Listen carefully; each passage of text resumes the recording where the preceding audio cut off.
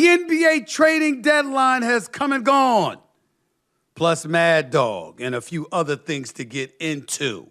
And by the way, a lot of questions have been asked. Is Stephen A. Smith running for president? I will have an answer right now. Holla at your boy.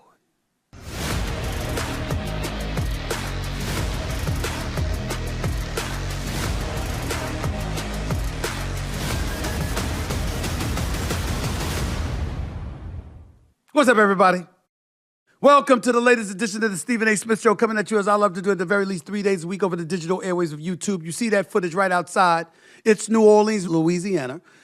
This is where I am at and where I have been all week long before Super Bowl 59 right here in New Orleans. I've been here all week, okay? And I'm going to continue to be here. And I'm happy to be here. And I'm happy to be giving you a show every single day this week. As you know, I care about the people. I care about the people. And that's a nice segue into what I'm about to talk about for a quick second before I move on to other topics. But before I do that, as always, I'd like to pause and give a thanks and level of gratitude to my subscribers and followers and what have you, considering the millions of downloads we've received over iHeartRadio over the last few months, not to mention the subscribers on YouTube that have now eclipsed 1.08 million over the first 22 months of our existence. I cannot thank y'all enough for the love and support. Keep it coming, and I'm going to keep on coming. I'm always thankful for the support, but I never in my wildest dreams, ladies and gentlemen, believed that I would have to thank y'all for the level of support that I'm about to thank you for. Now, I've done a lot of things in my life. Done a lot of things. And in the world of sports, I'm not going to lie to you. I appreciate the gratitude, but I think it's earned. I've worked very hard. I've established myself as a pretty significant figure in the world of sports, and I'm glad about that. Totally true. Totally true. But never in my wildest dreams did I believe that that would translate into me being polled as a presidential candidate for the United States of America. Now, I must tell you, there's quite a few things in life that could have easily shocked me, but it's never had. It's never done that. This is a shocker. I know y'all see me, Fox News one day, CNN the next, MSNBC the next, News Nation the next.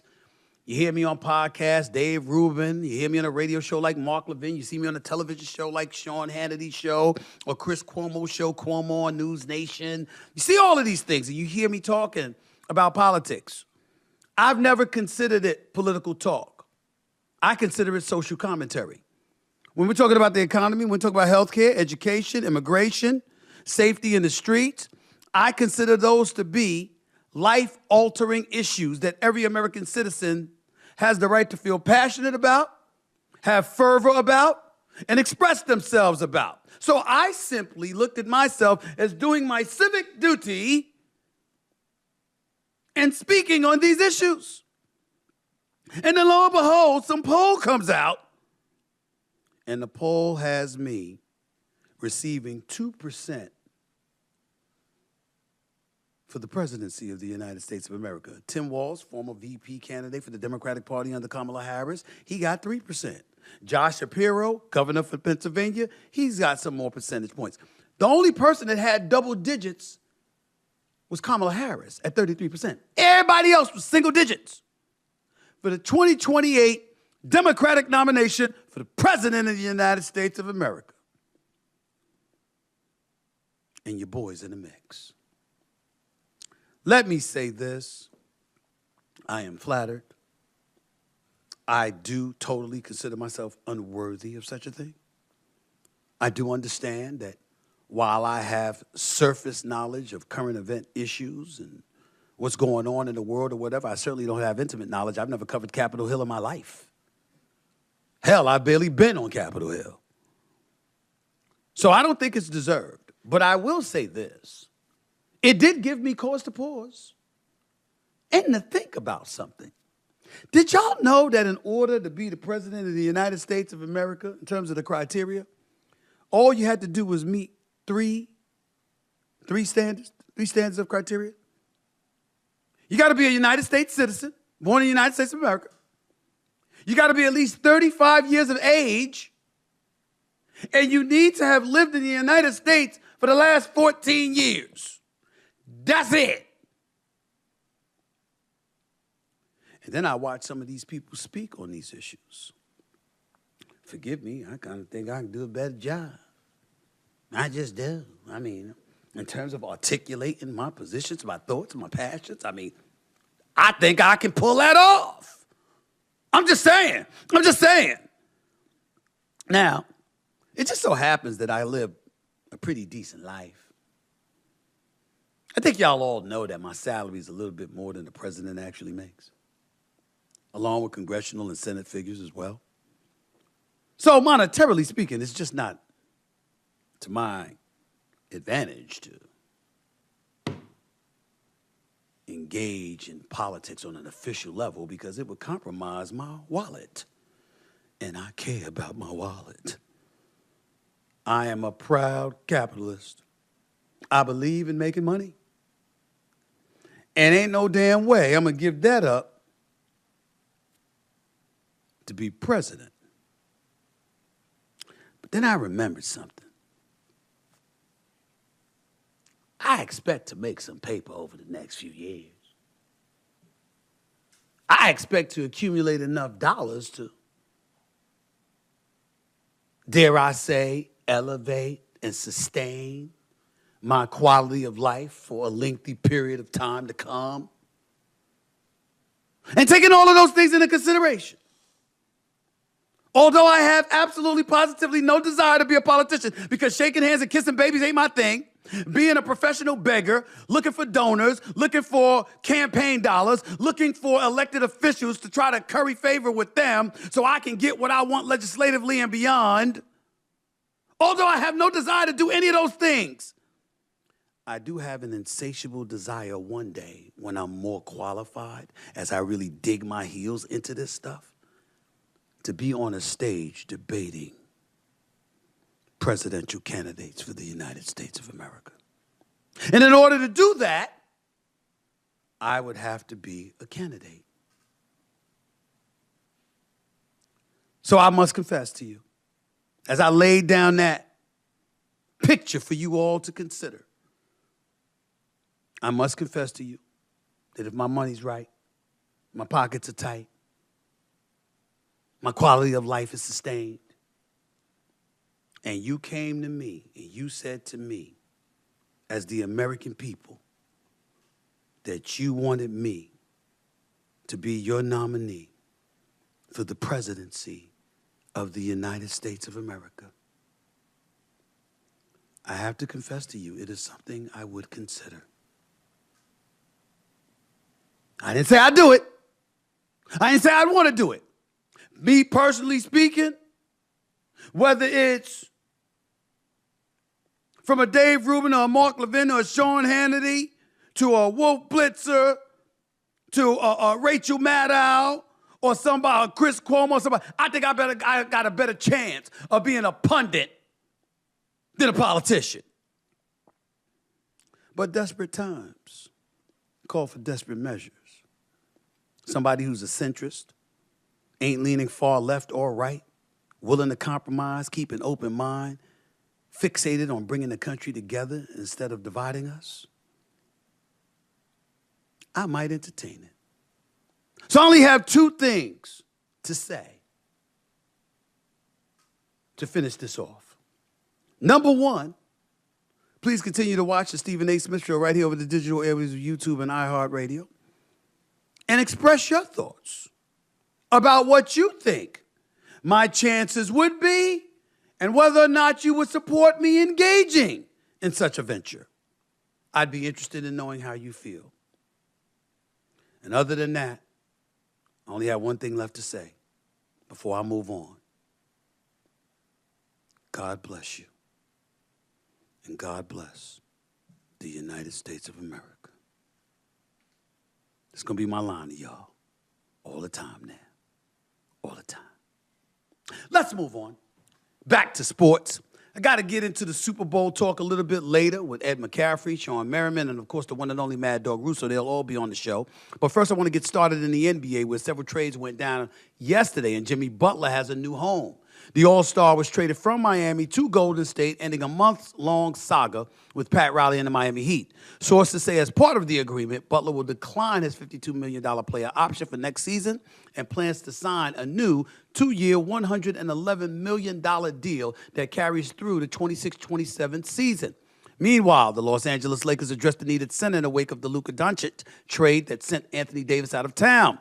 The Lakers acquired center Mark Williams last night in a deal with the Charlotte Hornets. In exchange, LA agreed to send rookie Dalton, Knecht, Cam Reddish, a 2031 unprotected first-round pick, and a 2030 pick swap to the Hornets, for Williams. I'll get to this deal in a moment, but I want to start with Jimmy's move to Golden State. I don't think it amounts to much. It has nothing to do with Jimmy. Jimmy Butler is Jimmy Buckets come playoff time. As the playoffs progress, he gets better and better and better. His points per game average increases from the first round to the second round to the conference finals to the NBA finals. He's that dude. And we know that for a fact because he's taken the Miami Heat to 2 NBA finals appearances in his first 4 years there.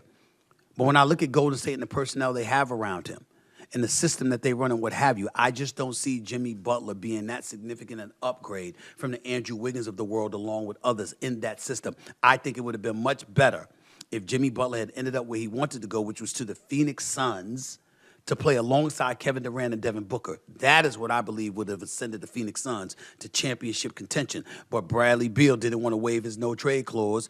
His agent is the father of the team, the Phoenix Suns president and GM, and so he's locked in there. He ain't trying to go anywhere, and it is what it is. So Phoenix appears to be a team committed to being mediocre. They have no choice but to do that. They certainly wasn't going to move Kevin Durant, a 27-point-per-game scorer, who's one of the most prolific scorers in the history of basketball. Even at age 36, the brother is still all-world. And so you are what you are, and that is what we are looking at. I think Jimmy Butler would have been much better off in Phoenix. He couldn't get there. He tried like hell to do it. He couldn't get there. So I think that him in Golden State with Steph Curry, yeah, you didn't stand pat, but you didn't do much either. I think from a basketball standpoint, that doesn't enable you to be better off at competing against Oklahoma City, Houston, Memphis, Denver, Dallas, L.A. Lakers. I don't see it. I just don't see it. That's just me. But I wish Jimmy Butler luck. $111 million. Yeah, I know y'all are looking at that. Y'all saying, hey, it's a great deal. My issue is he went from a no-state income tax state like Miami, Florida, to San Francisco, California. That's the highest taxed income tax state in the land. So where that money gonna go? To Uncle Sam.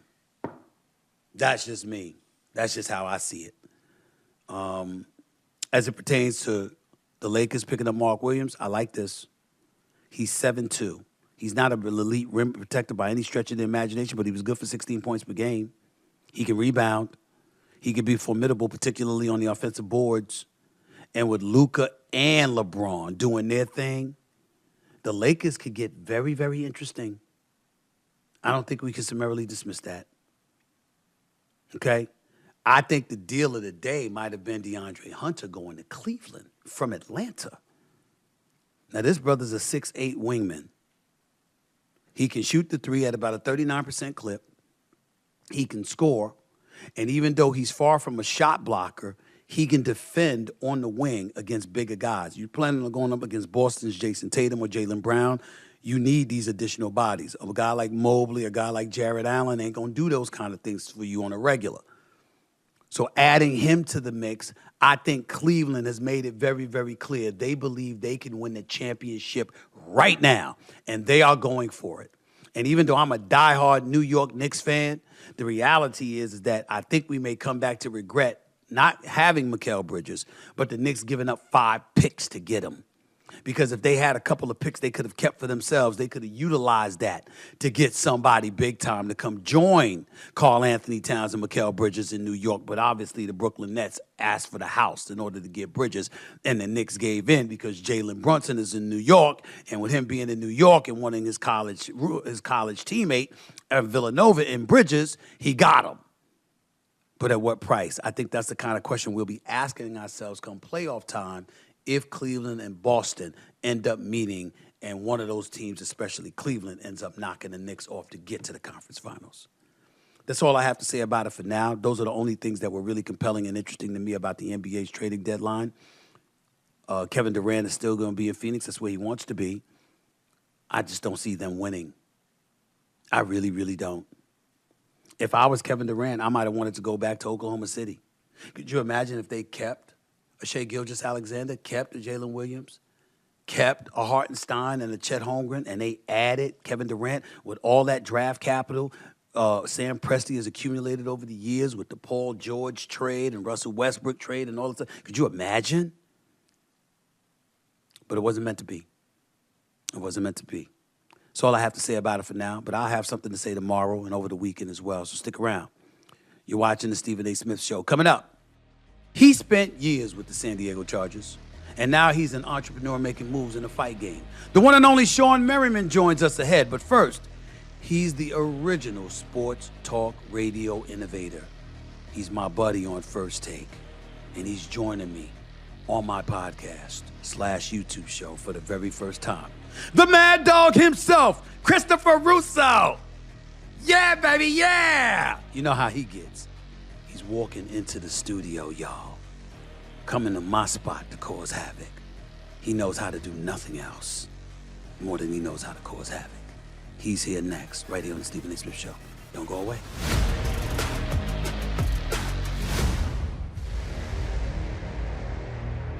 All right, everybody, listen up. With all the big-time sports action that's happening each and every day, NFL games, NBA games, the Stephen A. Smith Show wants to make sure you are taking advantage of all of it. That's why we've partnered with Prize Picks, the largest fantasy sports platform in all the land, to help you cash in on all your sports knowledge. You see, Prize Picks is a daily fantasy app where you pick two or more of your favorite players, and then you select more or less on their projected stats for the game. Choose from any of your favorite players, Travis Kelce, Patrick Mahomes, and Shai Gilgeous-Alexander, all in the same entry. Then sit back and watch. The list is endless. And now with Prize Picks Flex Friday option, you can still cash out even if your lineup isn't perfect. That's right. Every Friday, just look for the protected play. So win or your cash back. And get this, Prize Picks now offers MasterCard for quick and easy deposits into your account during this sports season. Make your picks in less than 60 seconds and turn your sports opinions into real money all season long on Prize Picks. So download the app today and use code SAS to get $50 instantly after you play your first $5 lineup. Again, download the app and use code SAS to get $50 instantly after your first $5 lineup. Prize Picks. Run your game. This message is being brought to you by Cologuard, a non-invasive colon cancer screening test. Listen, guys, we need to talk about colon cancer screening for a second. And you know I'm a straight shooter, so I'm not going to sugarcoat this. Colon cancer is considered the most preventable, yet least prevented cancer. It's the second leading cause of cancer-related deaths in the United States, and it's on a rise in people under 50. But the good news is that when caught at early stages, colon cancer is survivable in 90% of people. So screening and early detection are key to reducing overall colon cancer deaths. And I'm sure a lot of you guys are hearing this and thinking you can tune me out because you're not in your 50s yet. But guess what? The American Cancer Society recommends that if you are at average risk, you begin screening for colon cancer at age 45. And a great way to do that is with the Cologuard test. It's delivered right to your door, and it allows you to collect a sample comfortably at home on your own schedule. We're talking about a screening with zero downtime that's both convenient and affordable. Most insured patients pay $0. The Cologuard test allows you to feel more in control of your colon cancer screening and do it on your own schedule with none of the prep, time off, or an invasive procedure that is required of a colonoscopy. So if you're 45 or older and at average risk, ask your healthcare provider about screening for colon cancer with the Cologuard test. You can also request a Cologuard prescription today at Cologuard.com/podcast. The Cologuard test is intended to screen adults 45 and older at average risk for colorectal cancer. Do not use a Cologuard test if you have had adenomas, have inflammatory bowel disease, and certain hereditary syndromes, or a personal or family history of colorectal cancer. The Cologuard test is not a replacement for colonoscopies in high-risk patients. Cologuard test performance in adults ages 45 to 49 is estimated based on a large clinical study of patients 50 and older. False positives and false negatives can occur. Cologuard is available by prescription only. Welcome back to the Stephen A. Smith Show. It is my honor and privilege to have my next guest. He is an iconic figure in the world of sports talk radio. He is a Hall of Famer, and finally people know who he is. They just don't know. They knew who he was before. They just didn't know his face. They didn't know that there was really, really a Mad Dog, as in a Mad Dog Russo. But yes, it is the one and only Christopher Mad Dog Russo in the house. Oh, what's you up, love baby? Me. How you doing, big guy? How you doing, man? I'm doing well. So I'm interviewing you right now. Which is odd. That's which right. Is an You've odd interviewed spot. me on many occasions. It is now my turn. How is life? How is life treating you these days, sir? It's life. I was in Palm Beach for a good 10 days, and I didn't stay at the Motel 6. I can promise you that. So it's been, I was at the Breakers, and the Breakers, that's a nice place. So, yeah, good, very good. But I'm with you now, and the two of us can have a little fun. That Howard Stern interview was a lot of fun there a week ago. We got a football game. I got to find some prop bets to keep me going there on Sunday afternoon. Right. I'll tell you a prop bet I love. Oh, go ahead. I see if you like this one. Okay. It's plus 265. So you put $100 down and you win 265 if you get it. Okay. A made 2-point conversion. A made 2-point conversion. So you can't not try it. You got to get it. You got to get it. But if there's a penalty and there's a tush push, you got a chance. Elliott misses an extra point. He stinks. Okay. And the Eagles have to go for 2. Sirianni's crazy. I think that's a good one. I think that's a good one, right? Does America know? I mean, are you cool with America knowing that you're a gambling degenerate? I don't. Yeah. You're a gambling degenerate. You do understand that. 15 years. You can't help it. I agree. 15 years ago, that would have been a problem. Now people don't care. Everybody gambles. So you were doing it 15 years ago. Oh, I it sure was. 20 years ago. So you were going on the radio every day. You were hiding the fact that you were a gambling degenerate. Oh, I sure was. Maybe not the same amounts. Okay. But I was. Now that I work with you, I make a little more money. So as a result of that, I can gamble a little bit more. All right. So when you talk about gambling, because I know you got family and all of this other stuff, and you got a wonderful, wonderful wife. She's the best. And you'll sit up there and you take your gummies and all of this stuff, and you do what you do. I gotta ask you, doggy. How much money do you actually gamble? How much money do you bet? For the year? On a weekly basis. On a week. On a weekly basis. Give me You want the honest answer? I want the honest answer, doggy. I probably, boy, I'm going to tell you. Yes, that's right. This. You go speak to Howard Stern. You go speak to me. Give it to me. Well, I'll let you try to No, guess. don't give me. Give me the answer. I asked you a question. I would say about 12, 15,000 a week. Oh, my Lord. About 12. And how much do you win? Well, sometimes you win, sometimes you lose. So in other words, sometimes you lose about $15,000 a week? Oh, more than that. Yes, sir. Does Mrs. Russo, Mrs. Mad Dog, does she know that you lose that much money in a week? Absolutely. Well, she does now, but absolutely not does she know. She would not be happy. Now, it's only during the football season. Okay. This is not in the middle of May. Okay. This is not in the middle of June. There's nothing to bet. So you don't care about the basketball games. You don't care about betting on the basketball games. If I do that, Stevie, you know what I'll do? I'll bet the series. I'll give you one I did last year. You're gonna like it. Sure.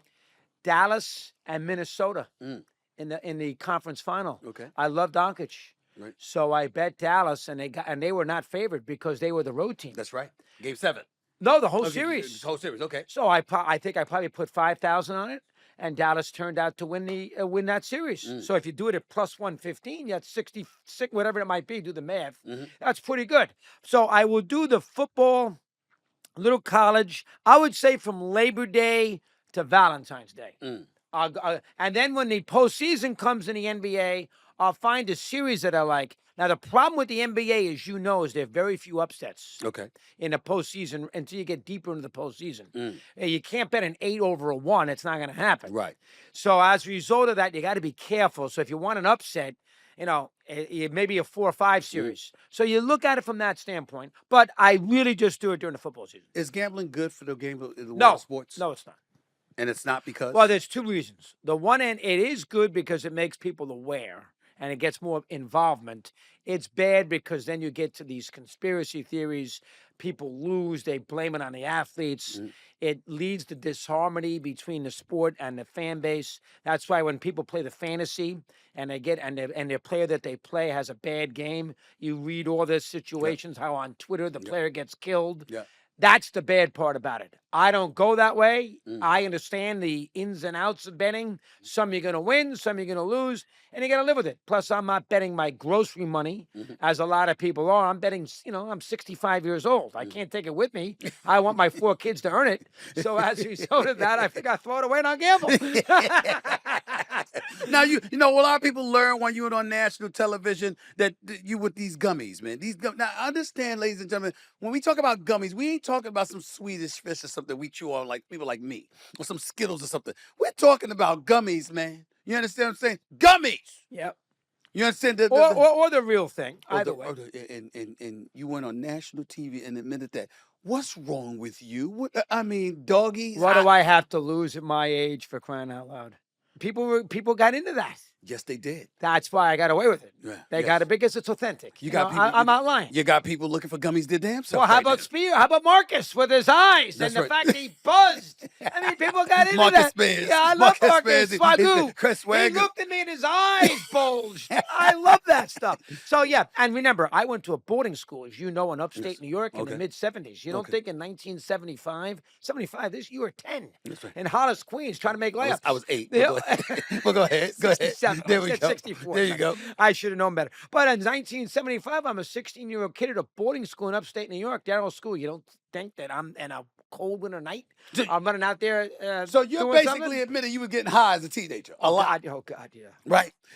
So have you ever found yourself calling out the athletes because you call out the athletes for a lot of things, but I never once heard you calling them out for getting high. Never. How How about the old great Cliff Robinson? He was constantly, right? No, that's right. I How mean, about Sugar Ray Richardson? another few one. others. Oh, that was a bad one. That was a bad And I'm talking about the marijuana. That's I'm right. not going any deeper than that. That's right. But I listen, I went to a boarding school, a co-ed boarding school in upstate New York in the mid-'70s. Mid-'70s now. That's not too far away from Woodstock. You mean to tell me that we didn't go out there? Bob Dylan, I love the Dylan. Like a Rolling Stone? Let's go get Timothy high. What are you, Chalamet. crazy? Exactly. Yes. This is what you're doing. And by the way, just to tell a little inside story, you have no shame. You got your daughter in trouble. So we go out to dinner in Vegas, ladies and gentlemen. We go out to dinner in Vegas, and it's me, and it's my sister Sumatra, it's my bodyguard Juvie, and we're hanging out. We're hanging out. My sister Carmen was there. Yes, we're hanging out with the doggy family, Mad Dog Russo, Mrs. Mad Dog, and your beautiful, wonderful daughter, okay? Who, Steve, by the way, did a great job and got her interviews with all sorts of book companies, thanks to him. But no go problem. ahead. This man dimes her out as the one who slid the gummies. Christmas time. Slid the gummies. And the wife looked at her daughter like she wanted to kill her. And you looked at your daughter and said, "You're on your own." I threw her under the bus. You threw your own daughter under your bus. This is who you are. And she doesn't go near it, but she somehow got it from a distillery when she was at Notre Dame and gave it to me for Christmas a couple years ago. So it was a Christmas gift. Yes, it was. A little package. I had it before my mother's burnt veal parmesan, which you've heard me talk about before. Which you went on the air and criticized on national television your own mama's cooking. Oh, burned it. Not Carmine. She's not that lemon pie, whatever it is, with the lemon pie and the cookies. I don't know. I don't know. Yes, she gave me the lemon pie. Carmine. Carmen, not Carmine. Carmen. My sister's name is Carmen. I am sorry, Carmen. That's a bad job. I apologize. There you go. You may continue. Mad Dog Russo, let's get into you for a second because you've been around a long time. And I remember this, and I'll tell this inside story as well. So you're on the air, and you irritated 2 people. You irritated Kendrick Perkins. Oh, I know. And you irritated Ryan Clark. Ryan Clark said one time, "You're not going to be yelling at me on national television." And they came and they're like, "Who the hell is this guy?" And I said, "Have you ever heard of Mad Dog Radio?" They said, "Yeah, sure. We listen to it all the No, time." no, they didn't And I went say like that, this. but- Yes, they did. And I said, that's him. They almost faded. And now Kendrick Perkins has said it's on his bucket list to make sure he watches a game with you, because You have that's to how do that. hilarious. That's how hilarious you think. Maybe when you have your games and you watch it on TV, There we go. you're the playoff game. That's right. We'll do that. So I asked this question: when you reflect on your career and how long has it been, just give people a synopsis, just a breakdown of who Mad Dog Russo is and what he has meant to sports Well, let's in not- the last 35, 40 years. Let's not go that crazy. It's just the truth. It's just the truth, Nico. I think the key to it is you know better than anybody. We can kid about gummies and kid about. I love sports. You know that. Yeah. You call me all the time. I'm watching this, and I just don't mean football or basketball. I mean, I'll watch the Stanley Cup playoffs. You know, I love the baseball. I mean, I'll watch the Masters with the golf. You know, I follow Tiger, McElroy. You know, I love tennis.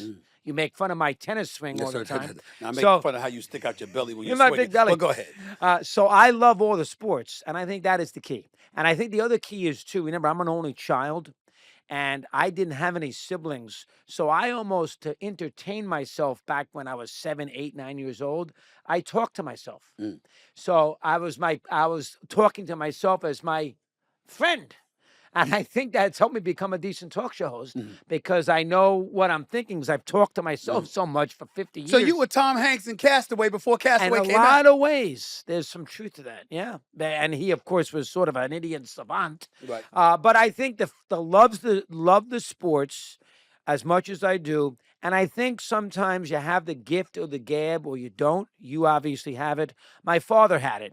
He was a jewelry salesman, and Tony Russo had it, and I took it from him. The personality, the gregariousness, and the idea that you can just, you love to talk. And I think those two ingredients, plus an only child, those, which I think helped me, I think those kind of ingredients have enabled me to sort of make this a career. Now, I'm not going to, I've said this for a lot, so you know this. I think when I left Mike and the Mad Dog, I didn't know that I was hopeful that Sirius would be successful. But in the last 4 years, the blossoming renaissance, the reincarnation, any word you want to use, is attributed to ESPN and it's attributed to you. Because the idea that I had a platform that I didn't have before, I just had the radio platform, and now I had the TV platform. I think that added to the persona.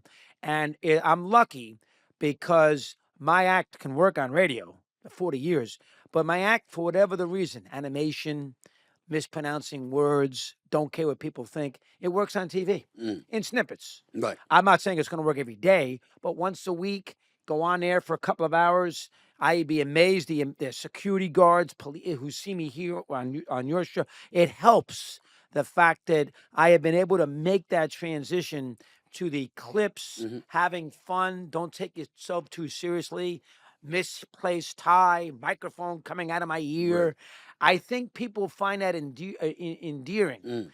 And they don't see that element of me on the radio. They see it on TV. So I've been able to make that transition, which is important. How worried were you about the trajectory of your career before you arrived on ESPN with First Take? I love the radio so much, and I love sports so much. I didn't think too much of it. Wow, I'm getting stagnant. Wow, I mean, I'm not doing anything. I'm 62 years of age, and I'm still doing a radio show. I didn't think along that line. I think about it day by day. You know me. I'm thinking about the next radio show, the next First Take. I'm thinking about how you and I are going to handle you and how I'm going to fit in on Friday. And I've always said my job on First Take is to make your job a little easier. With the mad abouts and things like that, the list. Do it well. That's what I'm trying to do with you. But I did not look, 3 or 4 years ago, and I was 62. Well, I'm near the end. What am I going to do now? I didn't look at it that way. Now, I will say this. I'm not sure if I would have gotten that contract extension. Boy, I hate to kiss your rear end, but I'm not asking you to. I don't deserve it. But I'm not too sure. I just signed it 3, as you know, in the sub. I don't know if I would have gotten that same deal that I got if it wasn't for you or it wasn't for ESPN. Because with Sirius, it's important to stay relevant. And the fact that I showed that I could made it important to them because they like to put people on who are people are paying attention to. And if I didn't have you, I don't know if that would have worked. So from that standpoint, I was very advent, but I didn't think about that 3 or 4 years ago. I just happened in the last 6 months. But I took it day by day, radio, and then this came along, and away you go. I thought I'd be good at it because You're I great. know. But as I've done the debate forever, but I didn't think before I did it. Wow, if I don't find something, I'm dead. I didn't think of it that way. How the hell do you have the energy of people in their 20s? How do you pull that off? I mean, it ain't like you're out there playing tennis 6 days a week. You understand what I'm saying? Like you're Mr. Fitness. You're the modern day Jack LaLanne or something. I mean, how the hell do you have all of this energy? You know why? I like to perform. When that light comes on, whether in any shape, way, or form, I like to perform. I think that's where that only child comes in. Only children sometimes, they strive for whatever the reason. There's studies that only child are more successful. That from big families because the competition level is a little different. But I like to perform, and I think knowing that I can do it triggers something when the light comes on. So although I might be dead as a doornail at 3 o'clock with the radio, 10 a.m. with you, whatever I might be doing, I know that I will find it in me to do it. And I think that's the reason. The love to perform is probably the thing that gives me the energy. Mike and the Mad Dog was the preeminent radio show in the country for the better part of your 19 years together. A lot of people think when they think sports talk radio, they think about you and Mike Francesa, Mike and the Mad Dog, doing the show together for all of those years. It was must listen to across the nation, even though you guys were based out of New York and what have you, WFAN. But you take that and you combine that with your career at Sirius XM. How do you sit here today? How are you feeling about the state of sports talk radio? Yeah, I'm a little worried about radio in general. You and I have discussed it. I'm a little worried about radio. Even I saw it on Radio Row. A lot of digital. There's not as many stations here. I don't think people are listening to the radio like they did 20, 30 years ago, 15 years ago. I look at me. I mean, I get more juice out of the ESPN stuff, the clips and all that stuff than I do doing a 3-hour interview on the radio. So I do think it's a little tricky. I'm a little worried that terrestrial radio struggled, as you know. Sirius has gone through its stages here in the last few years. They were into the podcast. Now they're out of it. They got back into the radio thing. Where do they stand there? They tried to Spotify. They got hurt with the music. I mean, there's a lot of things going on with the radio right now that I would be concerned about. This generation is not going to sit there and put the radio on for 3 hours a day.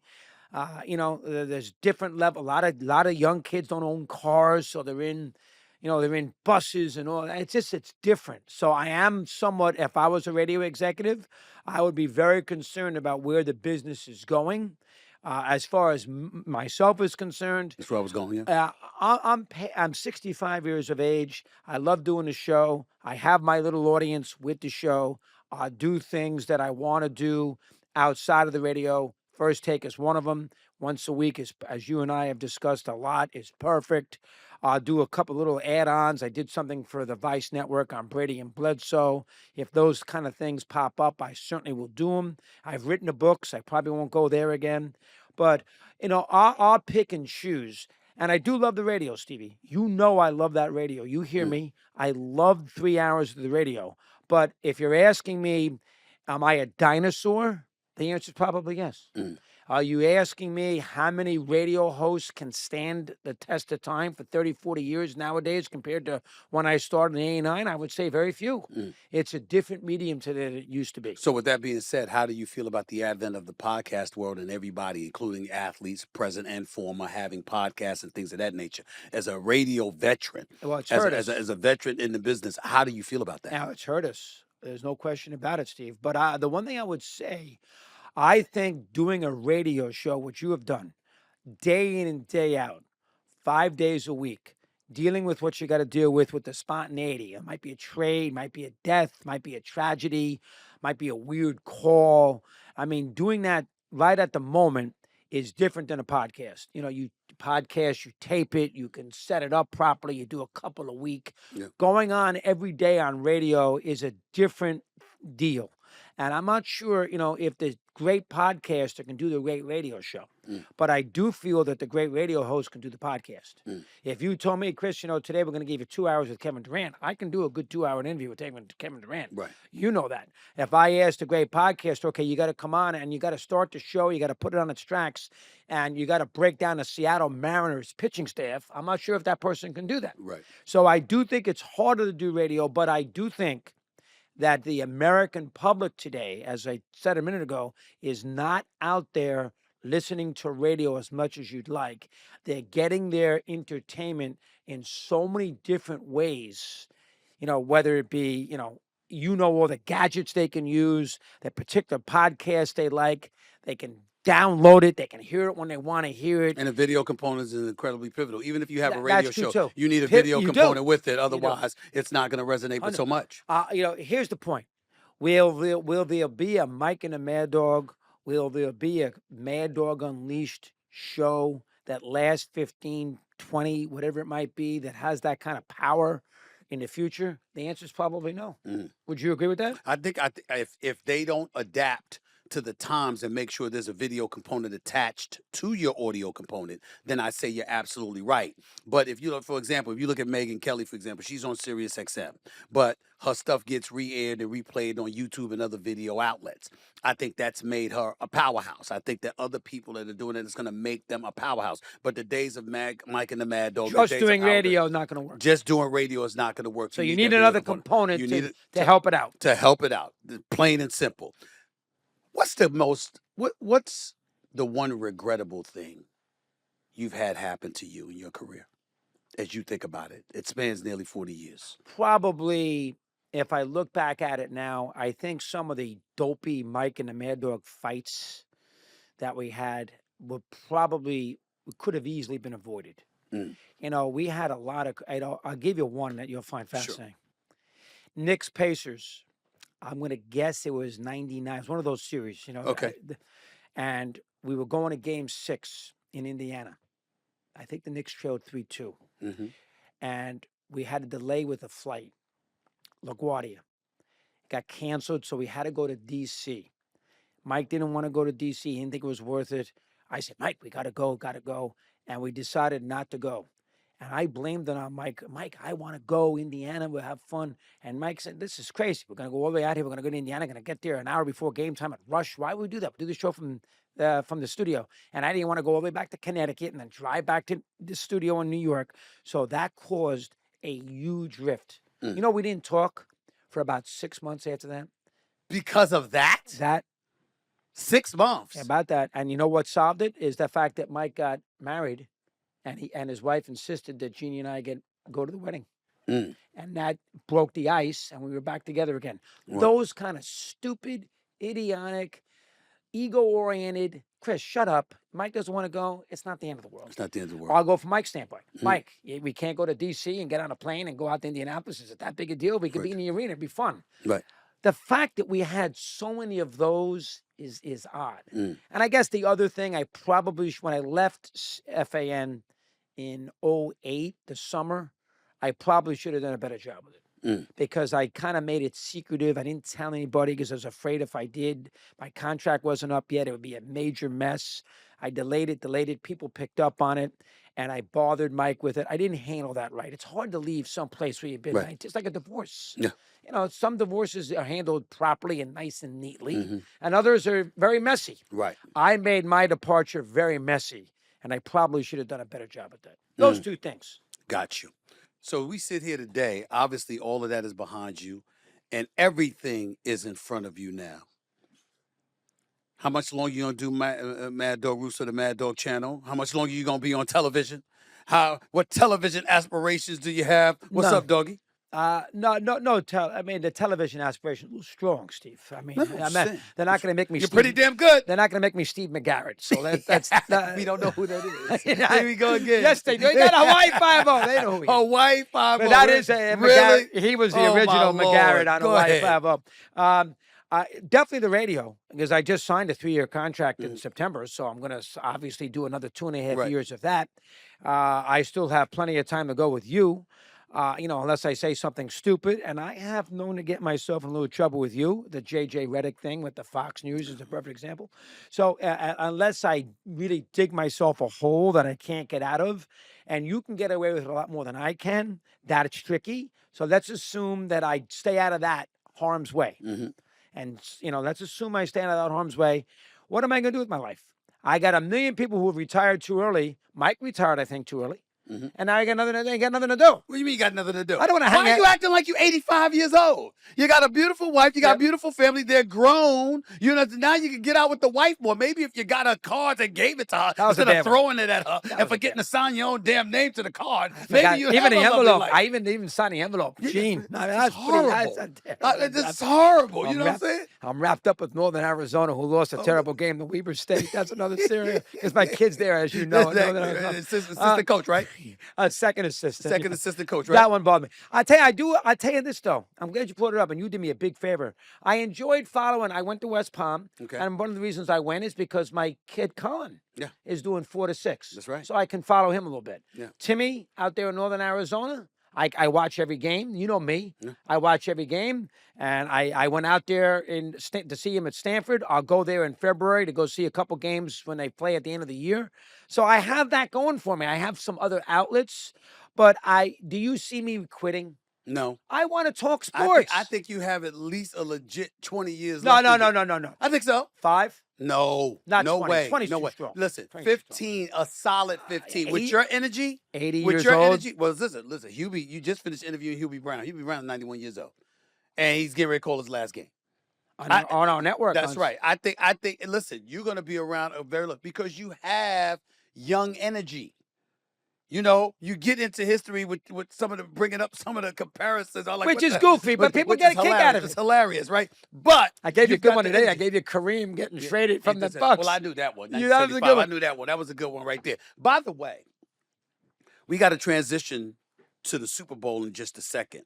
But I got to ask you, we just finished talking about trades. We've been talking about, like you brought up, Kareem Abdul-Jabbar, Wilt Chamberlain, Pau Gasol. Shaq went there during free agency. Kobe was traded draft day, etc. But the Lakers acquired Luka Doncic. How'd you feel about that? Yeah, I mean, I don't have a problem with it. He's not going to guarantee them championships. I think it gave the NBA a huge boost. And you know the NBA better than anybody. I think they needed it. I think they needed a boost, and they got a big boost. Look, they're at the Super Bowl. We're talking trades. That's right. And, he's not the Andre Fox, and he's bigger than Durant. He is De'Aaron Fox, huge. yes. Right. De'Aaron Fox. Right. He is a tremendous, tremendous player. And he's in the prime of his career. He's fun to watch. He plays for a big market and goes to the Lakers with LeBron. That's a huge story. And I think the NBA really got myself personally, I think they got a big boost. This is a tough time of the year, middle of the season. Got a long way to go before you get to the playoffs. You got the football going on. The All-Star game's got its own issues. I think it got a huge boost. I think it's a big deal that you're applauding it as much as you are because you've been down about the NBA. Yeah, I loved it. I love this trade. I was following it. Are you kidding me? I mean, but how do you feel about the league itself, the way the culture has changed and the way the game has changed? You got a lot of people, you bring up a guy's salary in a heartbeat. You talk about he's getting paid all this money. You don't want to hear him missing games. You don't want to hear about arguing. Don't get you started with Jimmy Butler. You're done with him. Yeah, Today you went on national television and said, I'm done with Kevin Durant. I'm down on him too. How are you down on Kevin Durant? Enough with these trades. Jeez. But I'm old school with that. But I'll tell you right now, Steve, you know better than anybody. When the games count, I'll be on top of these games. Yeah. When Cleveland's playing, when the Knicks are playing the Celtics, I mean, that's even too strong. Right. Even these playing games, I'll be totally into it. You know me. Regular season in some of the sports, the NHL, the NBA, even baseball. Football is different because football, the games, forget football. But those other sports, the regular season, I can get a little bored because there's so many games. It's 82 games in the hockey and the NBA. Once those playoffs start, And once we get past the NCAA tournament, I'll be in those games. You know that better than anybody. That's right. You'll say, geez, Russo can break down Golden State. You're damn right. You get to Golden State, Sacramento. You pick a series. Right. I know those. I don't know the players as well as you guys do because you follow it every day in the regular season. Once those teams play big games, I'll be on top of those teams as well as anybody. And that's what I really look forward to. And that's when I don't care about the money. I don't care about load management. I care about the greatness of the game. And we'll get to that point here soon enough. Once we get, middle of March and you get down to 15 games and who's in play-in and playoff positioning and home court, Knicks, Celtics, and I'll be totally into that. I got to get there, though. Middle of January, you know me better than anybody. Middle of January, Chris, let's break down, a Celtic Cav game. I understand that's an interesting game, but because of the records, you know what? I'll catch the second half. I'm not. You're going to be there basket by basket. I'll catch the second half. But once we get to mid-March and get a little past the NCAA, that last couple weeks of the season, I'll be completely into it. And that's why I love sports so much. No matter what the sport is, hockey, same thing, golf, same thing. I'll be into it when it's championships to be decided. I'll be into it. Are you still jealous that I was at Game 7 of the Stanley Cup Finals? And yes, not you? I was. And you text and you FaceTime me. That was a disgrace. And I'm not mad at you. I'm mad at Bettman. Why? I mean, why? That's my buddy. And Gary Bettman, the commissioner of the National Hockey League, that's my guy. You know how many times that I did a hockey show for 5 hours on the eve of the playoffs on Sirius at the NHL store and talked to the assistant GM of the Calgary Flames on the way to a playoff series on April 8th. What? I'm talking of Calgary Flames? What am I? I'm breaking down. The only thing I know about hockey is that the puck is black. I'm breaking down a wild Winnipeg Jet best of 7 first round. And then this guy is down at that arena for a Panther Edmonton final. And I'm sitting there and I'm in my house dealing with, my 2 dogs, Bo and Riley, who I got to wipe down because it's raining outside. My wife says, you bring him inside and wipe their paws. Honey, it's the 3rd period. And you call and you text me on the phone with, who else was there? With Barkley? I was with Barkley, yes. Oh, my God. I was with Usman, the UFC fighter as well. Yes, you were. But Barkley's the guy. And I'm sitting there, and I've been following this sport and the postseason, and you cherry pick in. That's Bettman's fault. Gary, where's the camera, Steve? Gary, really? You know what? That's not fair. That's not fair. But and why? it's the same thing with the we movie, win the a nice, complete online. I didn't get a freaking invite to the premiere in New York. Well, you didn't get that, but we got you to London. You got me there. We got you to London, and the premiere in London, and you're on a red carpet and everything, stepping down even they know made where up to for stand. It. They made. Bettman has not made up for it yet. Well, he doesn't have to. You know what I'm saying? All of a sudden with Gary Bettman, you could have named 3 Oilers for crying out loud. I couldn't. I absolutely could not. And you loved the food that night. You were raving about the food and that suite at that arena. Delicious. Oh my it was God. delicious. I had an absolutely marvelous time. No question about it. See, here's what people don't realize about Stevie. Oh, Lord. A, he's a great entertainer, but he loves being part of the big event. Yes. Oh, you love that. Yes. I don't want Roger at the Super Bowl. I want to roll into the event. I want to roll into the event like I am here. I'm here. With the Knicks, with the famous picture of you coming in. I mean, that's just me right there. You love that. You love that. Now, I would love it too, but I never get the invites. You don't get the invites. And I come in with a pair of jeans and a white T-shirt, and you're dressed with the 3-piece suit. Do you realize you're the guy that went to a Bruce Springsteen concert and you were sitting on the floor, but about 10 seats back? Who's going to notice you there? I mean, if you're going to pimp it, you got to pimp it right. And you do it great with that. You got to do it right. When I walk into, I didn't ask the cameras to follow me when I roll up at the arena for the conference finals or the finals. But when I roll up, you going to know I'm there. You're bigger than life. I won't go that far. If from a media perspective, you are bigger than life. I'm a acquired taste. I'm a little different than you. Right. People they're not as curious with me. They're curious with you. That's the key word. What if I started taking gummies? How do you think Stephen A would be with gummies? Well, I guarantee you right now, you'd be eating a lot more food. And, I don't want to hear about your 40-pound weight loss. You'd be eating those cookies. And you'd be stuffed. Oh, my God. Here's a good one. Was it the Baltimore? Yeah, it was. Baltimore, Pittsburgh. When I went to the Ravens game. You talking about when I went to the Ravens Steelers? They drove you down in a freaking limo to go to a Ravens game because the governor wanted you there. I drove there myself. Oh, you did? I did. I thought he gave you an escort. But the governor did. The governor, they did. They had an escort for me once I parked. See? Yeah, I was with the governor. The politicians and the commissioners, they get a lot of bang for their buck Mhm. when you are an invited guest. Right. Me, I'm just a fan. Right. All right, we can invite Chris. Who gives a crap? Yeah. Nobody's going to want to see him. Yeah. You But come in. Must you be jealous? Must you be bitter? Yeah, both I of mean, me, you went Steve. off on Roger Goodell. Roger Goodell takes me out to dinner. Oh, that was a you know, bad during one. the Super Bowl Last year. year. And you're upset about it. And you blew me off. That's the other What do thing. you mean blew you off? Because I had that dinner and I said, you Yeah, got I to was- come. I And you was- blew me. I was with Roger Chris, Goodell. I'm apologize. I'm in Roger's driving me back to my hotel. I can't make it. Steve, really now? I mean, come on. That's not fair. I mean, Roger Goodell. I mean, I like to make fun of Roger, but I love, I He's like a good man. I He's a like good it, man. too. I really do. I mean, I like to make fun of him, but it's part of the act. Right. Here's the thing, too. Mhm. Never make it personal. You're right. Because if you make it personal, people can see through that. Right. So when I killed the officials today that was from the heart. But I didn't mention any official, what a loser he is. And Right. He doesn't care. I just talked about the big picture. Mm. I think that people, they relate to that. And you got to let it, you can't hold on to it. You let it go to the next Now, day. you got a baseball show on the MLB Well, I'm not Network, doing it right? anymore. You're not doing that anymore, right? But you were doing it for 11 how many years. For 11 years, right? You know that you were upset at me too when I was in Rob Manfred's office. that's the another commissioner. thing. That was another one. Plus, you got Manfred to come to the studio. He would never come for me, and you got him to come to the First Take studio. And to sit with you. You did a good job at that. Yes, I did. Yeah, and Manfred does love you. And Manfred wanted me to get you to go to. Well, he didn't. Courtney did. Right. His right hand man to the stadium in I would've. Birmingham. That's right. With Willie Mays. That's right. You had the NBA Finals. So guys, he's got Game 6 in the NBA Finals. make He's it. not going to make it. But you are. That's what I mean. You're a magnet for these. You're a magnet. I am not a magnet. I'm a normal. I'm a little bit of a goofball, but I'm not a magnet. You are a magnet. That's important. Keep that in mind. I don't know about all. No, that. yes, you are. And I don't know about all. Well, that. hold on now. Why is Bettman inviting you to and the governor of Maryland? Because we want to do that hockey. Because we want to do that hockey. That's right. We want to do that hockey. That's what we were doing. You go, eyeballs follow. Okay. So you want me to take you with me next time?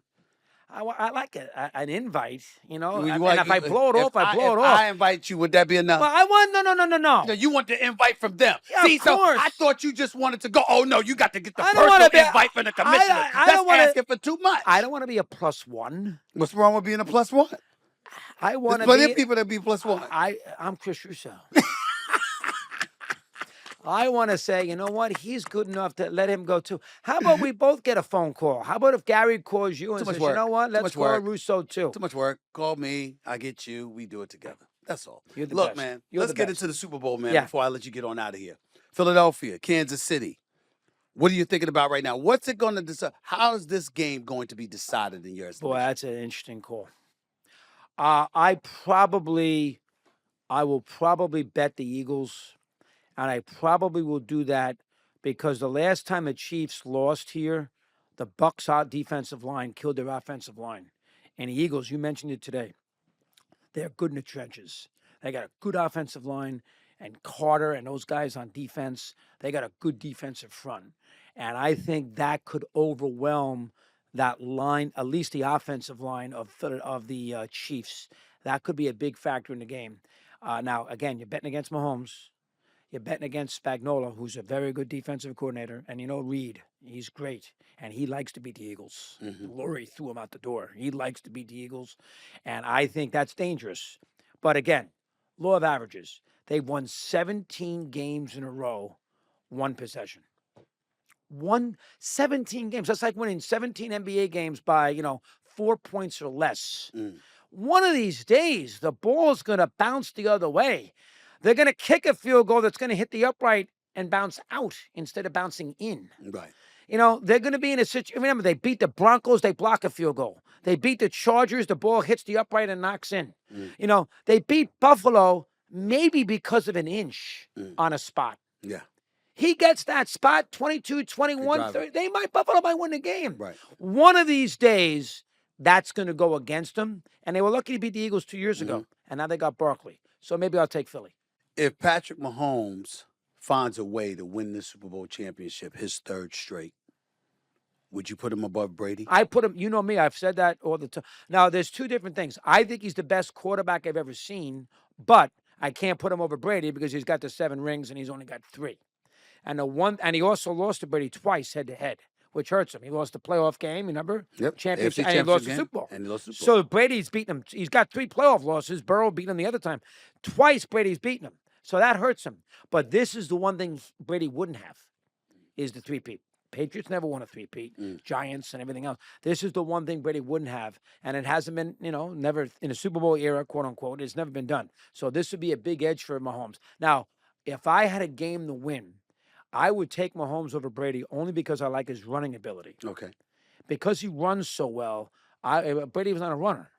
I would take Mahomes. Now, I can't do that historically because of the numbers, 7-3.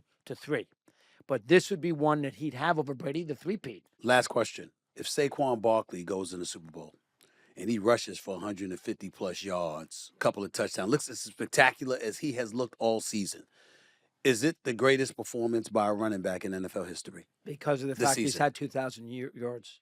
Well, Dickerson had a bad game against the Bears. He fumbled twice when he had the big year. Simpson never got into this spot deep into the postseason. Gale Sayers never did anything. Franco's not considered on this level. No, not at all. How about Emmitt Smith? You want to put Emmitt Smith in this? He had 1 Super Bowl. He's great. He's got the most. Peyton was near the end when the Bears won in '85, so you can't go with him. Yeah, that's a good point, Steve. I hadn't thought of that. You're right. If he wins this game, and he's had 2 great playoff games, if he wins this game and he has a big performance off the 2,000 yards, you could definitely, solidly make that point. That's an excellent point. I hadn't thought of it. You're right. You could do that. Easy. The one and only Christopher You're the best. Mad Dog Russo. See, you warm me up today. Now I'll be easy for the radio.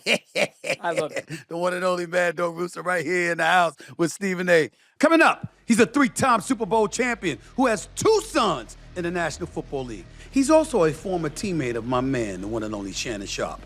The man himself, Mr. Ed McCaffrey, joins the Stephen A. Smith Show. He's got a lot of things to say about Shay Shay, about Christian, and especially about this Super Bowl matchup coming up next. I told you he was a 3-time Super Bowl champion, right? He would know. Ed McCaffrey up next. Don't go away. My next guest was a first-team All-American at Stanford, a 3-time Super Bowl champion and Pro Bowler. He's an NFL father, and he also knows something about playing in the big game. Obviously, I did say he's a 3-time Super Bowl champion, right? Please welcome the one and only Mr. Ed McCaffrey. How are you, sir? How's everything? I'm doing great. Thank you good to for meet having you, man. I'm How's a little everything? intimidated. Why? For me? Just because Me? we're a big fan, the whole family. I appreciate it. You are a true professional, quite the entertainer, and you got a lot of energy. Hey, listen, let me tell you something. I love your son, Christian. I tell you that Thank much. you. I'm a huge Christian McCaffrey fan. If that brother was healthy, the San Francisco 49ers might be playing today. That's how I feel about your son. That's how gifted I think he is. But we'll get into him a little bit later. First things first, you have a son, if I remember correctly. Luke? I got 4 of them. I know you got 4 of them. Luke is the youngest. Right? And Yep. plays for the Washington Commanders? Yes. How is he right now? I didn't expect that kind of beatdown in the NFC Championship. Yeah, game, you know what? They played great all year. If you look back at the beginning of the season, what people were predicting 4 to 6 wins, they had no idea what kind of job Dan Quinn would do. He was a phenomenal head coach. Everyone embraced what he was preaching. They had a great culture. Kingsbury did an excellent job on offense, fitting Jaden Daniels into his system. Jaden Daniels, blew the doors off of it, right? Incredible. So Luke had a really, really fulfilling and exciting rookie season. Rookie season is always your toughest season, but he had a lot of fun. They got all the way to the NFC Championship, had that big upset over a really good Detroit team. Turnovers were the difference in the game. Yeah. They really were. And taking nothing away from Philly, they're incredibly talented. But, in a close game against a good team, that's going to be the difference. And it was no different for Washington. But we're very excited about the future in Washington. The fan base is back and getting excited about the team again. As a dad who played in the National Football League and won at the highest level, what kind of verbiage, what kind of words did you hear from your son about Jaden Daniels? What was he telling you throughout the season? Well, he knew in training camp. He's like, he's the real deal. He's incredibly athletic.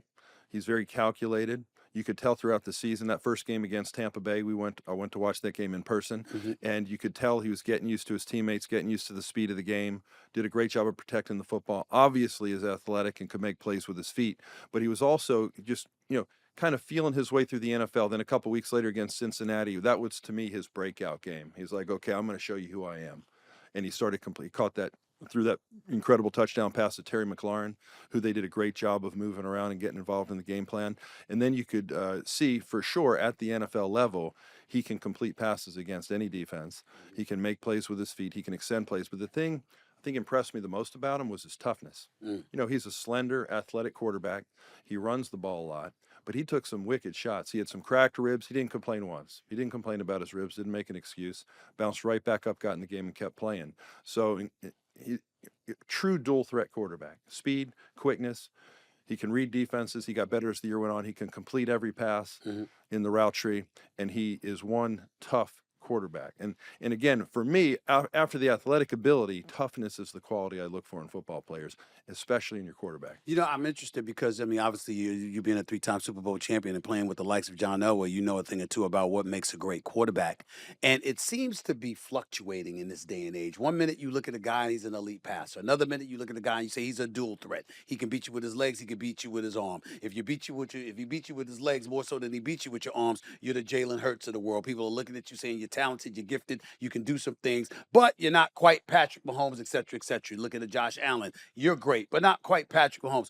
What is it outside of everything you just articulated, if there's one intangible amongst the great quarterbacks that puts one above the rest of them? Patrick Mahomes is great, but so is Josh Allen, so is Lamar Jackson, so is Joe Burrow.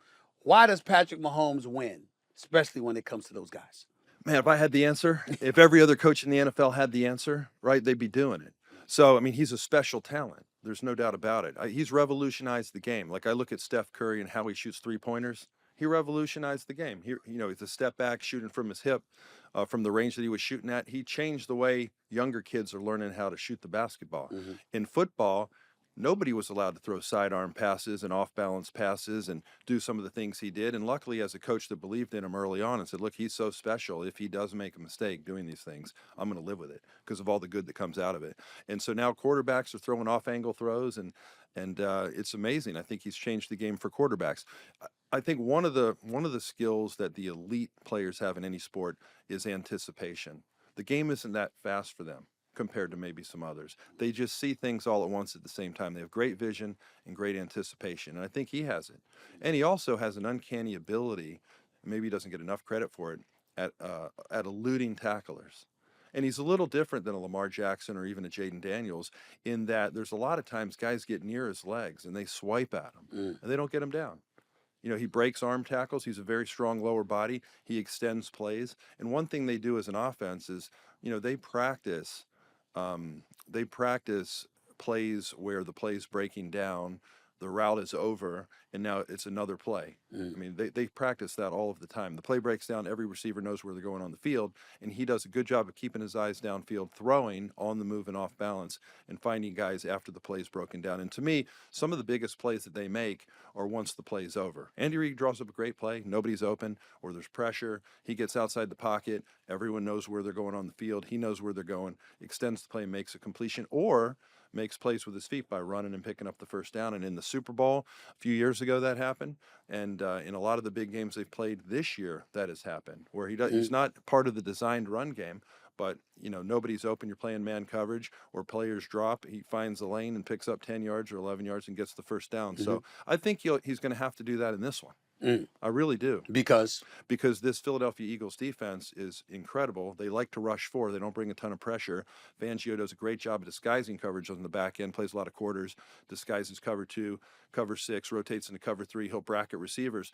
But if they drop into coverage and there's 4 rushers, if one of them loses a lane, or if there's nothing going and Patrick Mahomes has time, he'll take off up the middle or outside and be able to make a play. Now, on Philadelphia defense will allow receivers to get in the kill zone. If he starts to run, you better believe they're going to try to hit him. They're not going to play softball with him, right? And so, but it's going to be one of those games. It's going to have to be physical. And it was years ago, I think Damian Williams rushed for over 100 yards for him and had 2 touchdowns. One was called back, and then Patrick Mahomes had to rush for one in that game to win it. And it could be that type of a game where they're dropping in coverage, they're getting decent pressure. He might have to make plays with his feet. Receiver's going to have to catch the ball and take hits underneath. And if he does have time, though, in this game, if he does have time, and it's not going to be easy, and they establish a little bit of a run game, they're going to go up top. So who do you have winning? I'll pick maybe later in the week. But I think for me, the 3 keys. Is it close, though? Is it close for you? I think it's a close game, right. which is why my third key is really important. First key for me, for Philadelphia, you're going to have to connect on a chunk play action pass early in the game, because everybody knows you got to stop that run game of Philadelphia. They have the best run blocking offensive line in football. They have a 2,000-yard rusher in Saquon Barkley at running back. Their quarterback has 14 touchdowns, leads their team in touchdowns. They can run the football. So Spags is going to come up with something to try to get them off balance on first or second down. You're going to twist, you're going to stunt, maybe you blitz the run. You got to have a TFL or stop them on the line of scrimmage. You can't live in 3rd and short against the Eagles. So he's going to design something, and they already know they can run the football, so you don't have to run it early to prove you can run the football. Everybody knows the Philadelphia Eagles can run the football. So they're going to have to dial up a play action pass or two. Maybe it's A.J. Brown. I interviewed him the other day. He's got his game face on already, right? A little bit of frustration maybe because they don't pass the ball a whole lot. But in this game, it doesn't matter what you did before. It only matters what you're going to do in this game. So I think they're going to go up top early in the game, either to Devontae, to AJ. They're going to take a couple shots up top. Now, If they're going up top, they're going to AJ, because AJ loses his mind if somebody else got that opportunity. So they're going to AJ. So they're going to do that. And for Kansas City offensively, I think they need to establish a little bit of a run, because they like to drop 7 and disguise coverages. And even though Patrick Mahomes can identify it eventually, if they create any pressure with 4 at all, he's either going to have to run the ball, or it's going to be tough to find openings. And the secondary is good. Third key, real quick. Third key is do not let Kansas City finish with the football. And that's where Coach Sirianni is going to have, I hope it comes down to this. We've been talking about it all day. You know, it's going to be maybe Philadelphia has the ball at the end of the game. Maybe they have a lead. Maybe they're by a field goal. There's a minute something left. They need to get a first down to end on offense. It's 4th down. Maybe it's 4th and 1. Maybe you're backed up. You haven't crossed the 50. It's going to depend on the flow of the game for sure.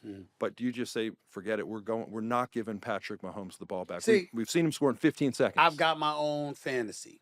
Yeah. I want Patrick Mahomes to have the lead for a change. I want Patrick Mahomes to surrender the football with Kansas City up 4 and the Philadelphia Eagles needing a touchdown, and it's 2 minutes or less left in the game, and Jalen Hurts and Saquon and the crew got to go down there and finish the deal. In other words, I want Patrick Mahomes to have to sit on the sidelines and wonder what's going to happen. It's not in his hands. He's got the lead. He did his job like the Josh Allens of the world or Lamar Jacksons of the world or somebody. They did their job, but Jalen Hurts a couple of years ago did their job, but Patrick Mahomes had the ball last. I want somebody else to have the ball last. That would be a great finish. I would like to see that. So. It would be neat to see Jalen Hurts have that opportunity. Right. I remember the last time these two teams played just a couple years ago, it was Patrick Mahomes that led his team on a 5-minute drive to end the game and take a knee. Yes.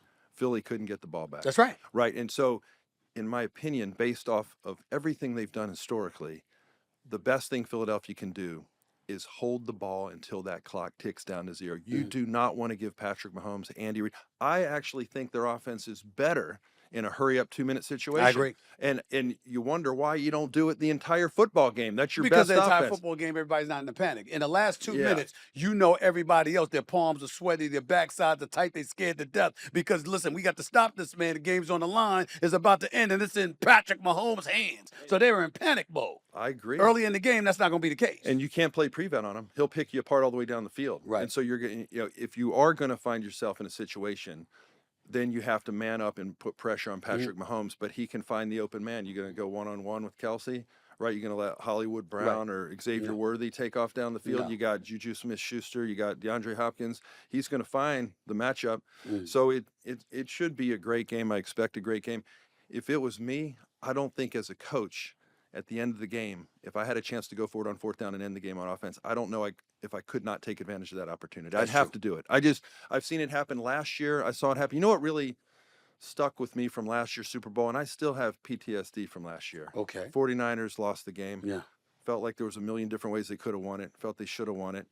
Felt up until they lost that game they were the better team, but they weren't because they lost the game. But in that game, if San Francisco kicked a field goal, and Kansas City, obviously scored a touchdown and won. But we were talking about, had San Francisco done this or that and scored a touchdown, they'd have beat him. And Patrick Mahomes, without hesitation, said, "Oh no, we'd have gone for 2."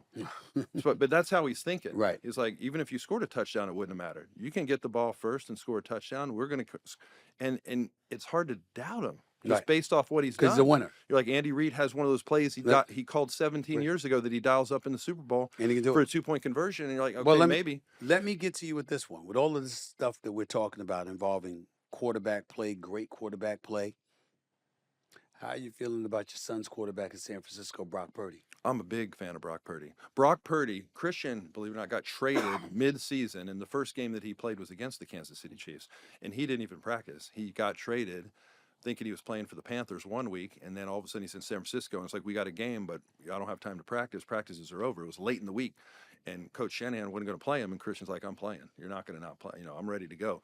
But it was Brock Purdy that walked him through every play of the offense, and afterwards he's like, hey, this Brock Purdy dude's the real deal. He knows our whole offense inside and out. He was giving me coaching points because I just got here. I hadn't even studied the playbook. He was telling me everything to do, and he was really impressed with him. So when he got Christian's endorsement, he immediately got my endorsement. And I watched him in practice, but you don't know in practice. Right. What is that going to look like in a game? Not every quarterback has the it factor. I think Brock Purdy has the it factor. I think he's their guy. I think the coaches love him. He's worth $50+ million like Trevor Lawrence, Joe Burrow, and all of these guys. That's Brock Purdy, sir? It's the neighborhood you're moving into. Right. Like that's the price of admission. Okay. Do you know what I mean? And so, you can try to rework contracts. You may have to lose players to sign them. I've always believed that when you have a player that you believe in, if he's your guy, you're going to have to pay him. Take care of him. And if it's your quarterback, we've seen the Kirk Cousins route. Let's franchise tag him a couple different years and see how that plays out. I don't think it's good for your quarterback. I don't think it's good for your team to have that position in question. And I think if you believe in him, you believe in him. If you don't, you don't. Got you. But if you do, you do. I believe it. Right. Before I let you go, I got to talk to you about this right here. Yes. These protein bites. McCaffrey protein bites? Yes. McCaffrey brands. You can get it at McCaffreybrands.com. But this is a snack. Say you're doing the show. Okay. You have a break. You can't eat a cheesesteak. You can't bring Kansas City barbecue and eat it mid-show. That's true. You get a couple of bites of these, gluten-free, non-GMO, vegan. They got protein in them, which is good for energy. Now, you're at a 10 most of the time, but there's going to be times where your energy level slips down to maybe a 9 or an 8. I don't think you go below 8. I don't go below 8. No, but you might go down to 9 or 8.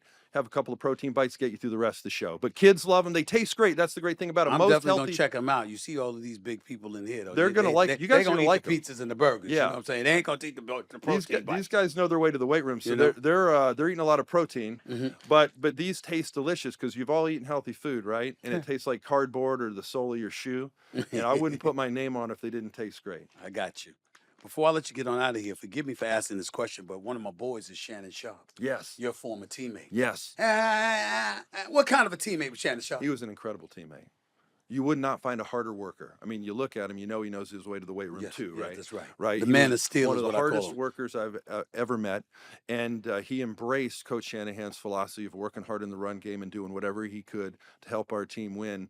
Hall of Fame tight end, great friend, and the personality he has on air is the personality he had in the locker room. He was the guy joking around with guys about the ties they were wearing and the suits they were getting on the bus with, and cracking all kinds of jokes, and he lightened up the mood. So he had the highest of expectations. He's someone who knew where he was going as a football player early. He had an older brother that he loves. Sterling Sharp. He loves. Sterling was an incredible player. He's really pushing for him to get into the Hall of Fame. So he had a great older brother to set the example. And I think that was one of the things that allowed him to set his goals really high. He wanted to be a Hall of Fame player. And he every decision he made was in order to help him become a Hall of Fame player.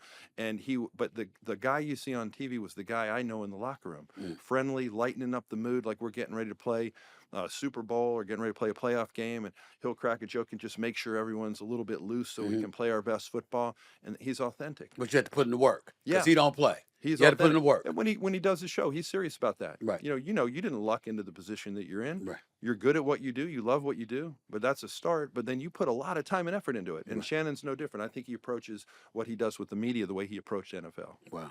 It's Yeah. a pleasure to meet you, man. Nice Thank to you meet so you. Thank much, you. man. One and only Ed McCaffrey, right here on the Stephen A. Smith Show. You see him.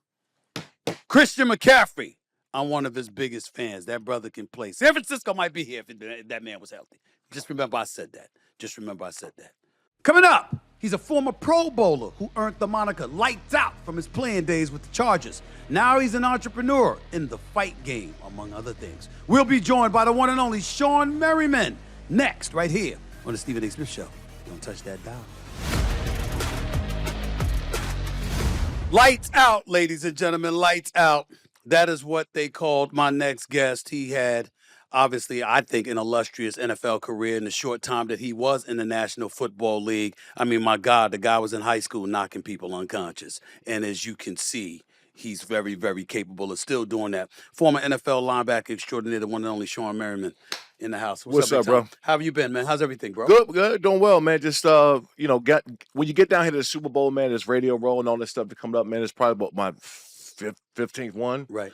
Then you start seeing everybody again as you don't get a chance to see during the year, man. So that's probably the favorite time for me. What's it like for you to be at Super Bowl week, Radio Row? Not just the media, but the NFL, all the allure, all the former players, present and former, everybody here. What's that like for you? When you retire, man, you get this little separation from the game, right? Take you a couple years to like emotionally detach from the game, and then you become a fan. Like I can actually talk about the game. When I retired, like that first year or two, it was hard for me to go and talk to the media. Mm-hmm. I just didn't want to talk about the game because I actually felt like I should be, still playing. Right. Now, man, you can kind of relax and enjoy the festivities and kind of be a part of doing it. And too, man, it's a lot of media and promoting and getting a lot of stuff in people's faces. What was it like for you being the guy that you were? I mean, when they think about you, they think about the Hitman. Yeah, it was lights out, but you think about Hitman in boxing terms for Tommy Hearns, knocking folks out and stuff like that. That's how people viewed you on the National Football League playing field.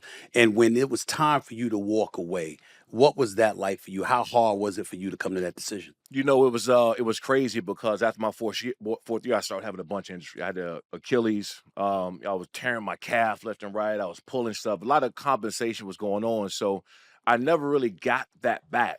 And so it was hard for me, not even physically to play, but just mentally, because I was never the player that I once was. I couldn't explode off the line of scrimmage and do those things. Actually, the Bills had asked me to come back. Right. After my last year, and I just decided to hang it up, man. In 2012. In 2012, I already knew what I wanted to do. I wanted to be in the fight business. I wanted to be more in the entertainment business and start working with the WWE and doing a lot of that stuff, man. So the process for me was easier to make that transition than most. And why do you think it was easier for you? Was it something did you have a mentor in the National Football League? Was it something that you and your contemporaries talked about amongst yourselves, or was it just an epiphany that you had on your own? It was both. LeVar Arrington and Ray Lewis was two guys that took me under their wing. One in high school. LeVar took me under his wing in high school, my sophomore year. Then when the guy got in college, Ray Lewis's younger brother, Keon Lattimore, came. He was a running back at University of Maryland, so I got close to him. So I was already prepared, man, to move on. But also with Lights Out, man, the trademarks. I got trademarks for Lights Out in 4 different countries. Wow.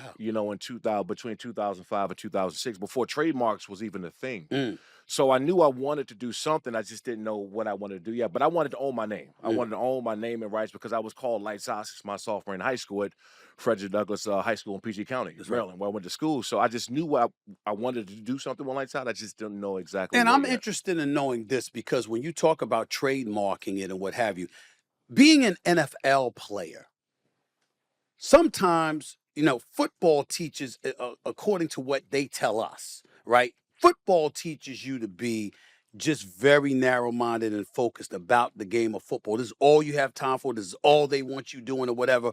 But I look at NFL players, unlike basketball players, unlike baseball players, where you see who they are and what have you. When you wear those helmets, those shoulder pads, et cetera, it's more difficult to get marketed. And the NFL certainly ain't trying to assist you in marketing yourself. They're about marketing that shield.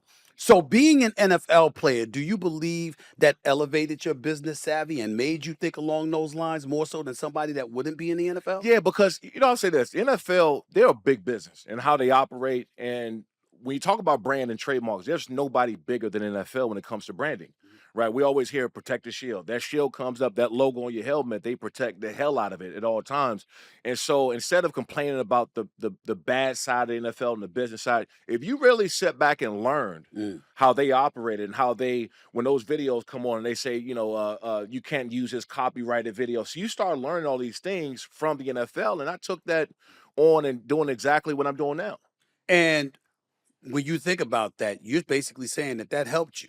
business-wise, because you saw how they operate and you just tried to emulate it. How receptive is the NFL towards helping players, present, Yeah. former? How receptive are they to helping players elevate their business savvy and become entrepreneurs? I think they've done a good job, but they can definitely do better, to be honest. What could they do more? You know, sometimes you got people in plays that don't know, they want to help, but they don't know exactly how to help, right? And so, me, I built a media business, a streaming business. I built a MMA league and all this stuff. So I never really called on the NFL to help with any of that stuff, but we got enough legs under us now. We have enough visibility, enough distribution where now I can go to the NFL and it's something I can offer them as well. I don't think the NFL would ever reach out to guys and say, "Hey, let me help you." Right. But I think if you build something sustainable, something that's worth something, and then you go to the NFL, then you'll get their help. The problem is you got some people, and I say some because they got people in place that don't know how to help. They want to, but they don't know how to. So you gotta build something that you can go to them that's also worth them helping. We're talking to the one and only Shawne Merriman, Mr. Lights Out himself, star for the San Diego Chargers years ago. This is before they went to L.A., ladies and gentlemen. He's sitting right next to me right now. Lights Out. You received that name as a high school player after knocking 4 kids unconscious in high school. I mean, damn, man. This high school, you're knocking kids out. Yeah. I mean, you proud of that? You like that? Look, it was a different time. It was a different time. Okay. You know what I mean? Because back when I played, we were applauded for doing that. We didn't know a lot about the head concussions and the repercussions of playing that way. And I got a son, but for me, it was the only way that I knew how to play. And so that style would never change. And people joke with me all the time. And they ask me, could I play now? And I was like, I don't think I would be able to play because I would have to think too much about what I need to do to get that person on the ground. Where to hit him.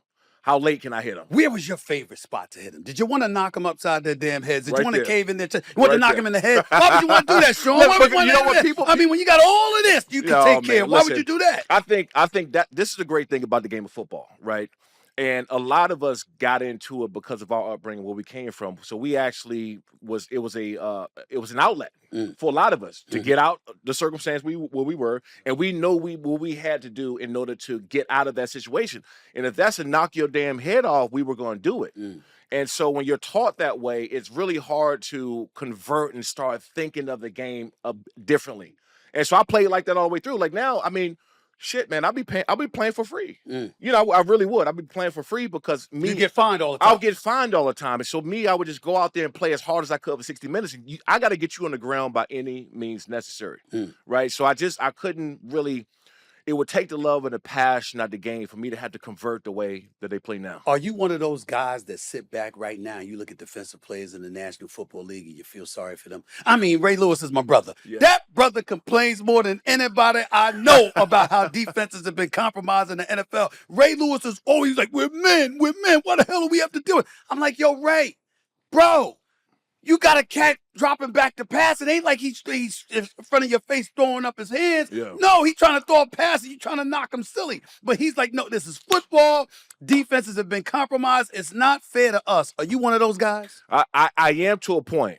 And by the way, Ray would talk like that. We talked the night before every game, Right. when in the league. We would talk for about 45 minutes to an hour. Really? almost. And he was on Baltimore. You was on another team, and y'all was still talking We would night before talk game. Wow. I would ask him, I would ask him what did he see on film, what he's planning on doing. He would tell me what he's doing, and I would tell him. And Ray would just have you get ready to run through a damn wall. I had to get off the phone with him sometimes and say, look, bro, like I got to go to sleep. That's right. You know what I mean? Because he'll have you run through the wall. And so the mentality is the same, but I don't necessarily go with the notion that these guys are soft now. And I'll tell you why, because they have to play within the rules, right? So the rules are dictating how these guys go out there and play. So I can't really call them soft. If you're going to go out and get fined $30,000, $40,000 for a hit, can I really fault the guy for coming in a little bit more timid than he would be before? So I can't call these guys soft, but I do definitely have that same mentality still. Do you think it endangers National Football League defensive players having to be so cautious, having to think so much,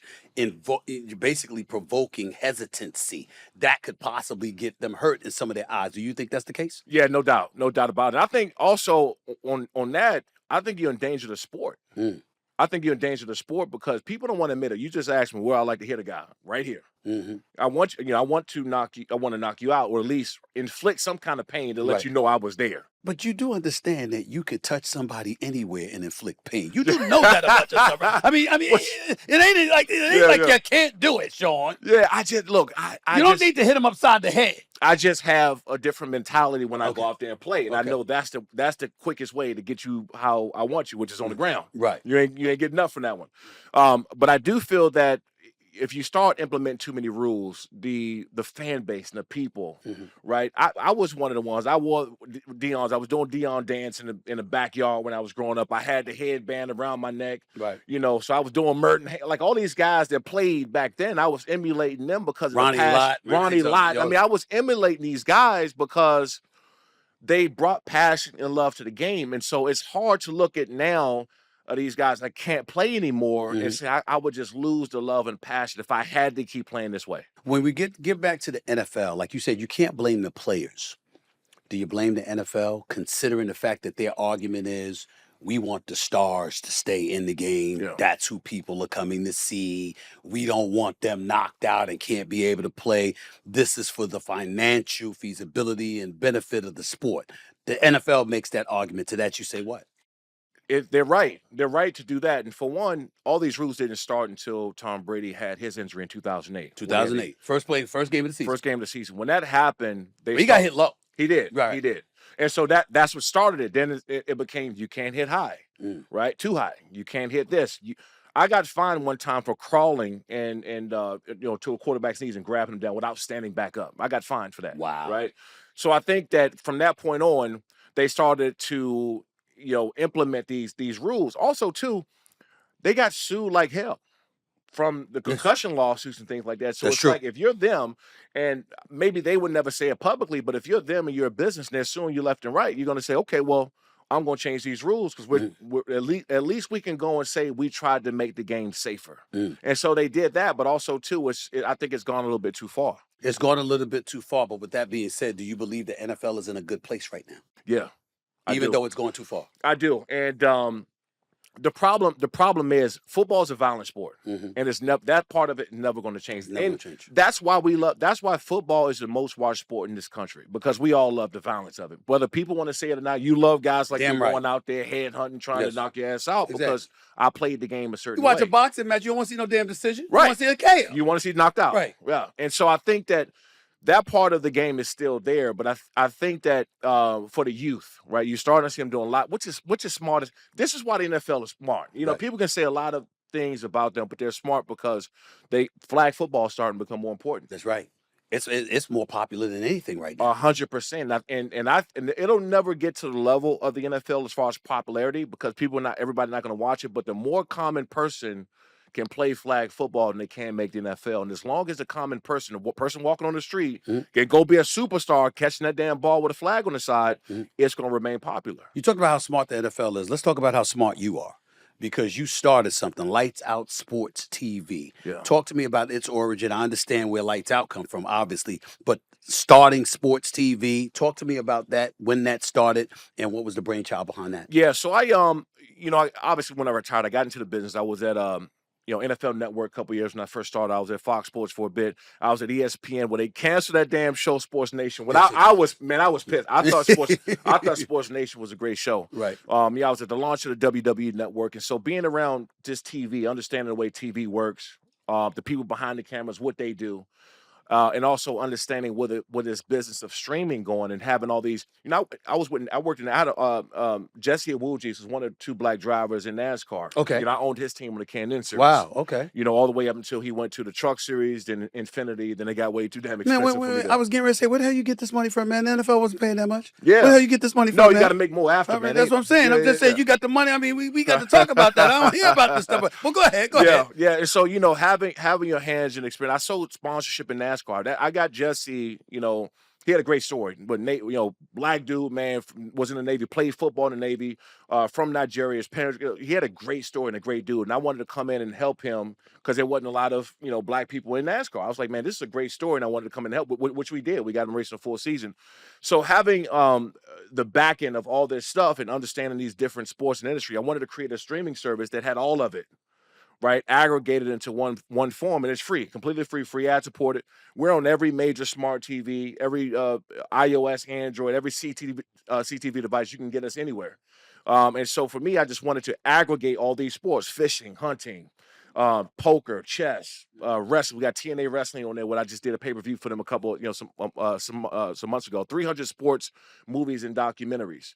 17 different live sports. And I just finished up having the East West Shrine Bowl practices. Matter of fact, ESPN had a live look into our practices through Lights Out Sports TV. And so when you understand the landscape of where this business is going, and also have the knowledge, outreach, and some money to be able to do it, I feel like we're going to be the great aggregator of sports content. And when did this start? Lights Out A Sports little TV? 8 months ago. 8 months ago, because the world of streaming, obviously, that's the future. We all know that linear television is. I always tell people, linear content is not dying, but linear television is. Yes. Meaning the content people love, they never get tired of, but how they watch it. They'd rather watch it on their tablets, their smartphones, et cetera, as opposed to actual television. And that's what people have to watch out for. And you're saying this has been incredibly beneficial for you, but you also got some Lights Out extreme fighting as well. Yeah. I mean, that should fall under sports TV. Why is it separate? Yeah, so we still work with I still work with football. Football carry a lot of our content, BN Sports, Pluto, and all these, MSG. We still got great partners, and then we working something now with UFC Fight Pass. We got great partners, but I wanted the live content to remain with Lights Out Sports TV. Right. And, what we're starting to do is now work with everybody and see if we can simulcast. We simulcast at the East West Shrine Bowl with NFL Network and ESPN, right? And so my thing is, I really believe we have the opportunity to lead this space to being the great aggregator, right? We're not trying to compete. We're trying to create things that's not there. I launched a 60-minute live tailgating show when the NFL with the Chargers and the Buffalo I've always Bills. talked about tailgating shows. I think there should be more of that. I've actually proposed with ESPN. Let me do first take from the parking lot of the Dallas Cowboy AT&T Stadium. Let me be there with the Cowboy fans that knows and discuss themselves. Let me be right there in the parking lot with them for the tailgate party. They might take me up on it. Yeah, and they should, because tailgating is, I'm not going to say it's ever going to be bigger than the game, but that's where the families and the friends, and that's when you get that FOMO, like, man, I should have went to the game, right? We were the first ones to full live stream a tailgate for the Chargers and the Buffalo Bills. No one has ever done that. And we're looking to get more teams, working with more teams. We're talking to, 16 different teams right now to kind of expand and have a simulcast of all these tailgates. Again, we're not trying to compete. We're trying to create.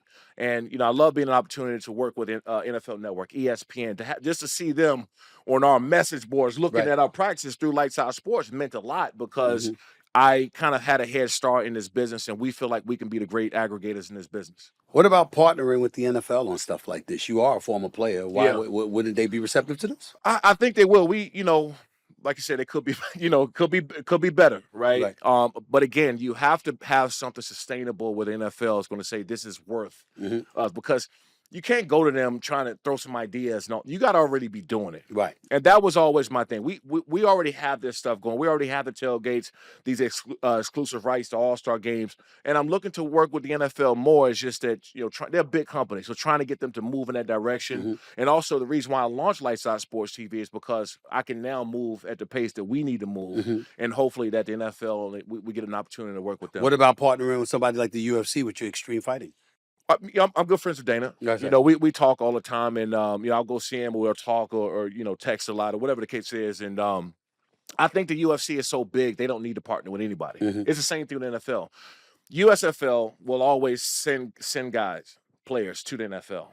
That is their business model. Our business model is to send as many fighters to the UFC as possible. Now, we have a lot of tech. We got chips and gloves. I partner with Shot Tracker. Okay. That has a chip in the NBA basketball and things like that. And we work with a lot of big leagues. So we now can measure speed, power punch, G-force of punches, and have it live up on the screen. So we should be ready to go live with that sometime in June. That's technology that you could add to the mix. That could 100%. Accentuate some of the stuff that UFC is bringing to the table or whatever. Has Dana tried to get you an octagon? Try to get you to fight? Because you look like you could beat some people up, bro. So I did talk to him about it. One time we were talking about Greg Hardy. I was getting ready to bring that name up. I was getting ready to say, you sure you want to do that? Yeah. Sure you want to do that? I wouldn't do that to him now. Because he's been, it was a point in time when I was training. The only reason why I never took a fight is everything else I'm doing. Right. because being a former athlete, I respect these guys enough. I still spar. Don't get me wrong. I'll still go to Top Rank. They'll tell you in Top Rank in Vegas. They'll tell you I'll jump in the Extreme Couture in Vegas. Wow. They'll tell you I'll go and I'll jump in there and spar anybody. I don't care. Right. Still to this day, as in 2 weeks ago. I believe you. Yeah. I believe you. But, for me, I have enough respect for the sport because we've seen the guys getting there who thought they can do it. That's right. Right? And just didn't do it. These fighters they're risking their life. They're putting their life on the line, and they're training 1, 2 times, sometimes 3 times a day, 7 days a week. Right. They're trying to fight so they can feed their family. So that's a different mentality when you get in that cage. Mm-hmm. So I don't have that mentality no more, right? But if there was a former NFL player or former WWE guy that wanted to go fight in Lights Out Extreme Fight, I'll look at that. Right. I would. And you'll fight yourself. And I'll fight myself, yeah, for sure. Because you still got that itch to hurt people. I got, ain't that what this is about? Yeah, it's there. It never really it never really fully goes away. Right. But I also know that the time commitment it takes to do that. Not like I said, I spar with the guys because I'm strong, I'm big enough, strong enough, athletic enough to go in there and train with them. Mm-hmm. But I have enough respect not to jump in the sport and start calling guys out. Like I'm not with this new age of social media. Right. I have sent 5 contracts to 5 former NFL guys like let's do it. Who said that they would fight, who just didn't respond. I have sent them to 3 former WWE guys. Right. Behind the scenes. Right. You ain't gonna tell me no names though. No, no names. Look, me and Bobby Lashley was talking about fighting just about a year or 2 ago. I would still think about doing it. If he wanted to do it. But there are like 3 or 4 former NFL guys. I talked to Greg Hardy about it one time. I think he went on a 4 or 5 knockout streak where he was getting knocked out That's left right. and right. Yeah, he just got knocked out recently. In Russia. It's a bit over for him. Yeah. So I said I can't. First of all, I hate to see anybody that's past it. Like, stop, man. I don't want to see anybody get hurt in that way. But if the right opportunity to fight anybody in Lights Out Extreme Fighting, I would do it. Mm-hmm. Before I get into the Super Bowl, I want to ask you about you personally. You went through a lot in your NFL career. You're here now. You're doing great things. As you reflect on your career, any regrets? One being probably I would have not pushed through the injuries I had, because I think that a lot of us want to be that warrior, right, and go out there and fight through it and lay it out in the line. But they're grading you, right? They're grading you. You're putting your body through hell, and it probably cut my career a lot shorter than I wanted to be because I was out there playing on one leg for the second half of my career. Right. So that probably is the biggest one. Other than that, standard being young, being around stuff you shouldn't, I think the people fail to realize that, I was drafted at 20, right? And a lot of these guys are young. And I'm not saying nobody should get a pass for nothing. Right. But also it's a lot different when you're trying to learn to be a man or a woman or whatever, and the camera's in your face all the time. So when you make those mistakes, it is amplified. Right. And so you're judged based on a 21 to 22-year-old, 20 to 23-year-old. So I think that between that, but mostly is the injury stuff, I would say. Let's go to the Super Bowl now. Super Bowl 59, Kansas City Chiefs playing against the Philadelphia Eagles, a rematch from a couple of years ago when Kansas City beat them like 38-35. When you think about this Super Bowl, Patrick Mahomes has an opportunity to three-peat. He does that. He's going to be considered the GOAT in some people's eyes, maybe not everybody, because there is Tom Brady to talk about here. You look at the Philadelphia Eagles, they clearly appear to be the better team. They just don't have Patrick Mahomes. How do you handicap this game for us? First and foremost, I can't see the Chiefs losing. And this is nothing against Philly. I just think that during the season for the Chiefs, there's about 4 or 5 games you watch them play and you look at the stat sheet and nothing jumps off. They didn't run the ball well. They didn't pass the ball well. They didn't play defense. They found a way to get it done. And you look at the scoreboard and they're won by 10 points. You're like, how? Everybody else is losing. So what Philly has to do to win this game, they got to play mistake-free. I mean, no mistakes, because the Chiefs going to go down and capitalize on off of it. I hate to say it, but you got to address the elephant in the room, and that's them refs. That's right. Happy to be wearing stripes. The first time you seen the elephant. So you one of those. You one of those. You believe that the refs kind of favor the Kansas City Chiefs? I believe that they don't enforce the same things that they do in other teams. Okay. There was I counted like 20 off false starts during the season with that right to left tackle off the line of scrimmage kicking back, and it was not called once, right? As a player, you're always taught to take the refs out of the game. You never want to come after the game and say we lost or won that game because of the refs. But I think it's gotten so blatant. It's gotten so blatant where people who normally don't complain are. We saw Troy Aikman. Troy, I've been watching for Troy for 20 years. Right. I can probably count on one hand how many times he's criticized referees. Yes. He almost never does. Never. And he did it at least 2 occasions this year. Right. And so when it gets to that point, it's hard to turn the other cheek. The other side is these guys know how to win football games, and I'm speaking from experience because the times that the Patriots were winning, even the times they kicked us out of the playoffs, I felt like we were the better team. But they knew how to win when the time was on, when the time was there, and also these guys just seasoned vets at this point. So there's too many factors that to beat the Chiefs why I can't go against them. My only pushback to you on that notion would be we said the same thing about the Patriots not once but twice against the New York Giants with Tom Coughlin coaching them, Michael Strahan and those boys there, JPP and others. They got to the quarterback. We know the one Super Bowl Patrick Mahomes lost is because he was on suicide watch because the offensive line wasn't protecting him at all, and he was running for his life half the damn time. We saw something like that.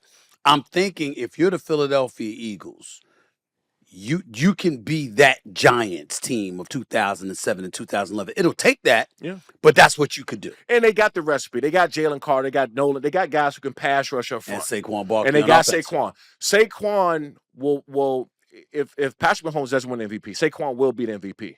He's the only one that can run the ball enough, chew up enough time where Patrick Mahomes can't get on the field. That is, to me, that is the only way that they can win. If they run the ball enough where they control the clock, it's going to open it up for A.J. Brown and some of these other guys to get open and make some catches and keep the clock going, keep those yardsticks moving.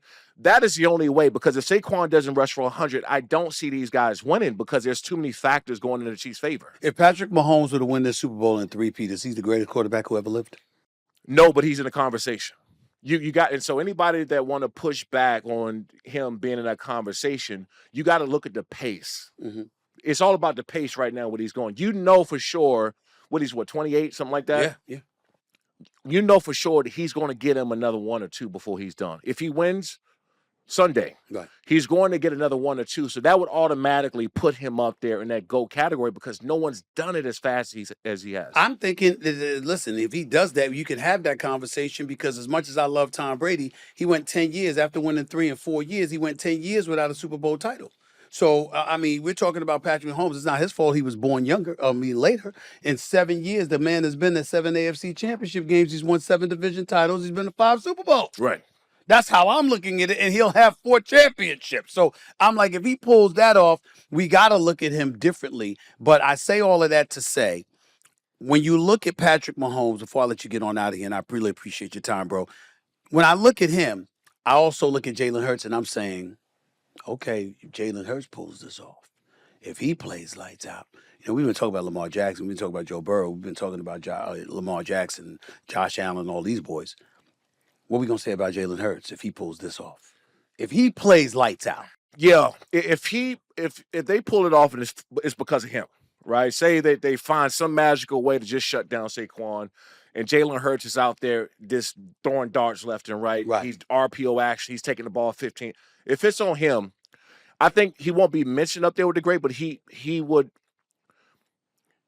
catapult himself up into those definitely the top 5. But then you got to start looking at who you want to move around. Do you want to move Josh Allen back and put Jalen up? You want to put Lamar back? No.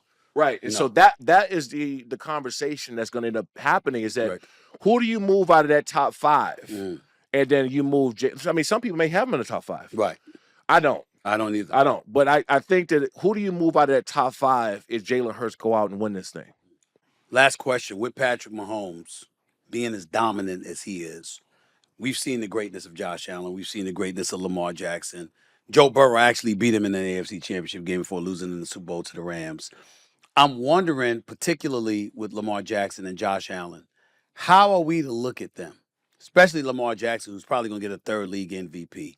How are we to look at them if there's one dude within their conference who's consistently standing in their way and saying, no, those individual awards are all you getting because you ain't getting the Super Bowl championship as long as I'm standing there. Is one you talk about these regrets and not being a champion, not winning the ring. Those teams we had with LT and Phillip Rivers, Antonio Gates, like Lorenzo. LT as in LaDainian Tomlinson, not Lawrence Taylor, ladies and gentlemen. LaDainian Tomlinson and all these guys that we had, Hall of Fame guys that we had on the team. We had to go through Ben Roethlisberger. Once we got past him, we had to see Peyton Manning. And then we got to the final boss in Tom Brady, right? And so that's the path that's going to happen now when the Chiefs keep winning. They're going to have to go through Joe Burrow, Josh Allen, now Herbert, depending on how he comes back and look next year. Mm-hmm. That path to getting there to that championship game is going to be rough from now on because of that core group that's going to be around for the next decade. But again, how do you look at them if they can't get past Patrick Mahomes? The same way people look at Dan Marino, the same way as people look at, John Elway until he got his, the same way until a lot of these guys. I mean, Aaron Rodgers won his in what year? 2010. 2010. Ain't been back since. Ain't been back. Right. Okay. So that you start looking at these guys because thanks to Tom Brady, we only look at championships now. They don't care how good you are during the season. And they're gonna go in that same category as the rest of the guys I just mentioned. Last question. Is that great? Do you like that about your sport? Because in the sport of basketball, there's plenty of cats that get a whole bunch of shine and ain't win shit. Yeah. You understand? Whereas in the NFL, they keep talking to you about winning that chip. Which would you prefer? I don't like it. You don't like which? I don't like that the championships are the only main factor and somebody to player's greatness, right? There was somebody to compare the other day on the Eli Manning trade and Phillip Rivers. When Eli Manning didn't want to go to San Diego, they said, that's right. Who won that trade? And so in that trade, what happened was they got Phillip Rivers, me. Yep. They got like three or four guys. They got Eli Manning, and they say that the Giants won. The Giants won that trade. 2 Super Bowls. Because he got 2 Super Bowls. But if you put us together with Pro Bowls and stats, individual-wise, right, the Chargers won. Right. Right. So I don't like that because football is such a team sport. That wide receiver, that tackle, that guard has to be doing his job every single play in order for that pass to happen or that run to happen. And so that is one part of the game that I just don't like. Right. Again, you can blame Tom Brady for that because now we're just measuring guys off championships, but it's too much of a team game to do that. Last question. Final score. Kansas City, Philadelphia Eagles. Shawne Merriman, give it to us. I'm going 28-24 Chiefs. I'm going 28-24 Chiefs. And I think most people in this country is rooting for Philly. Yeah. My friends, my folks, right, they will all want Philly to win. I just being, kind of having to be honest about what I know about the game. It's just hard to go against these guys. You can't. I've done it several times now. The last 2 Super Bowls, when Patrick Mahomes walked in on that bum foot, he had a high ankle sprain or something on it a couple years ago, and he iced the game running 15-yard for a first down. That's right. You can't go against people teams that go out and do that. My man. Proud of you, baby. Appreciate Keep doing your thing, man. The one and only Shawne Merriman right here with Stephen A. Don't miss the Stephen A. Smith Show this week from New Orleans as we're broadcasting all week ahead of Super Bowl 59. We've got an all-star guest list that's still ahead, including Drew Brees, Donovan McNabb, Jameis Winston, and Pennsylvania Governor Josh Shapiro. We'll break down the games and talk some politics ahead of Super Bowl 59 between the Eagles and the Chiefs. And by the way, tell us who you think will win the game on our poll on my Twitter page at Stephen A. Smith. I told y'all before I was going to say goodbye.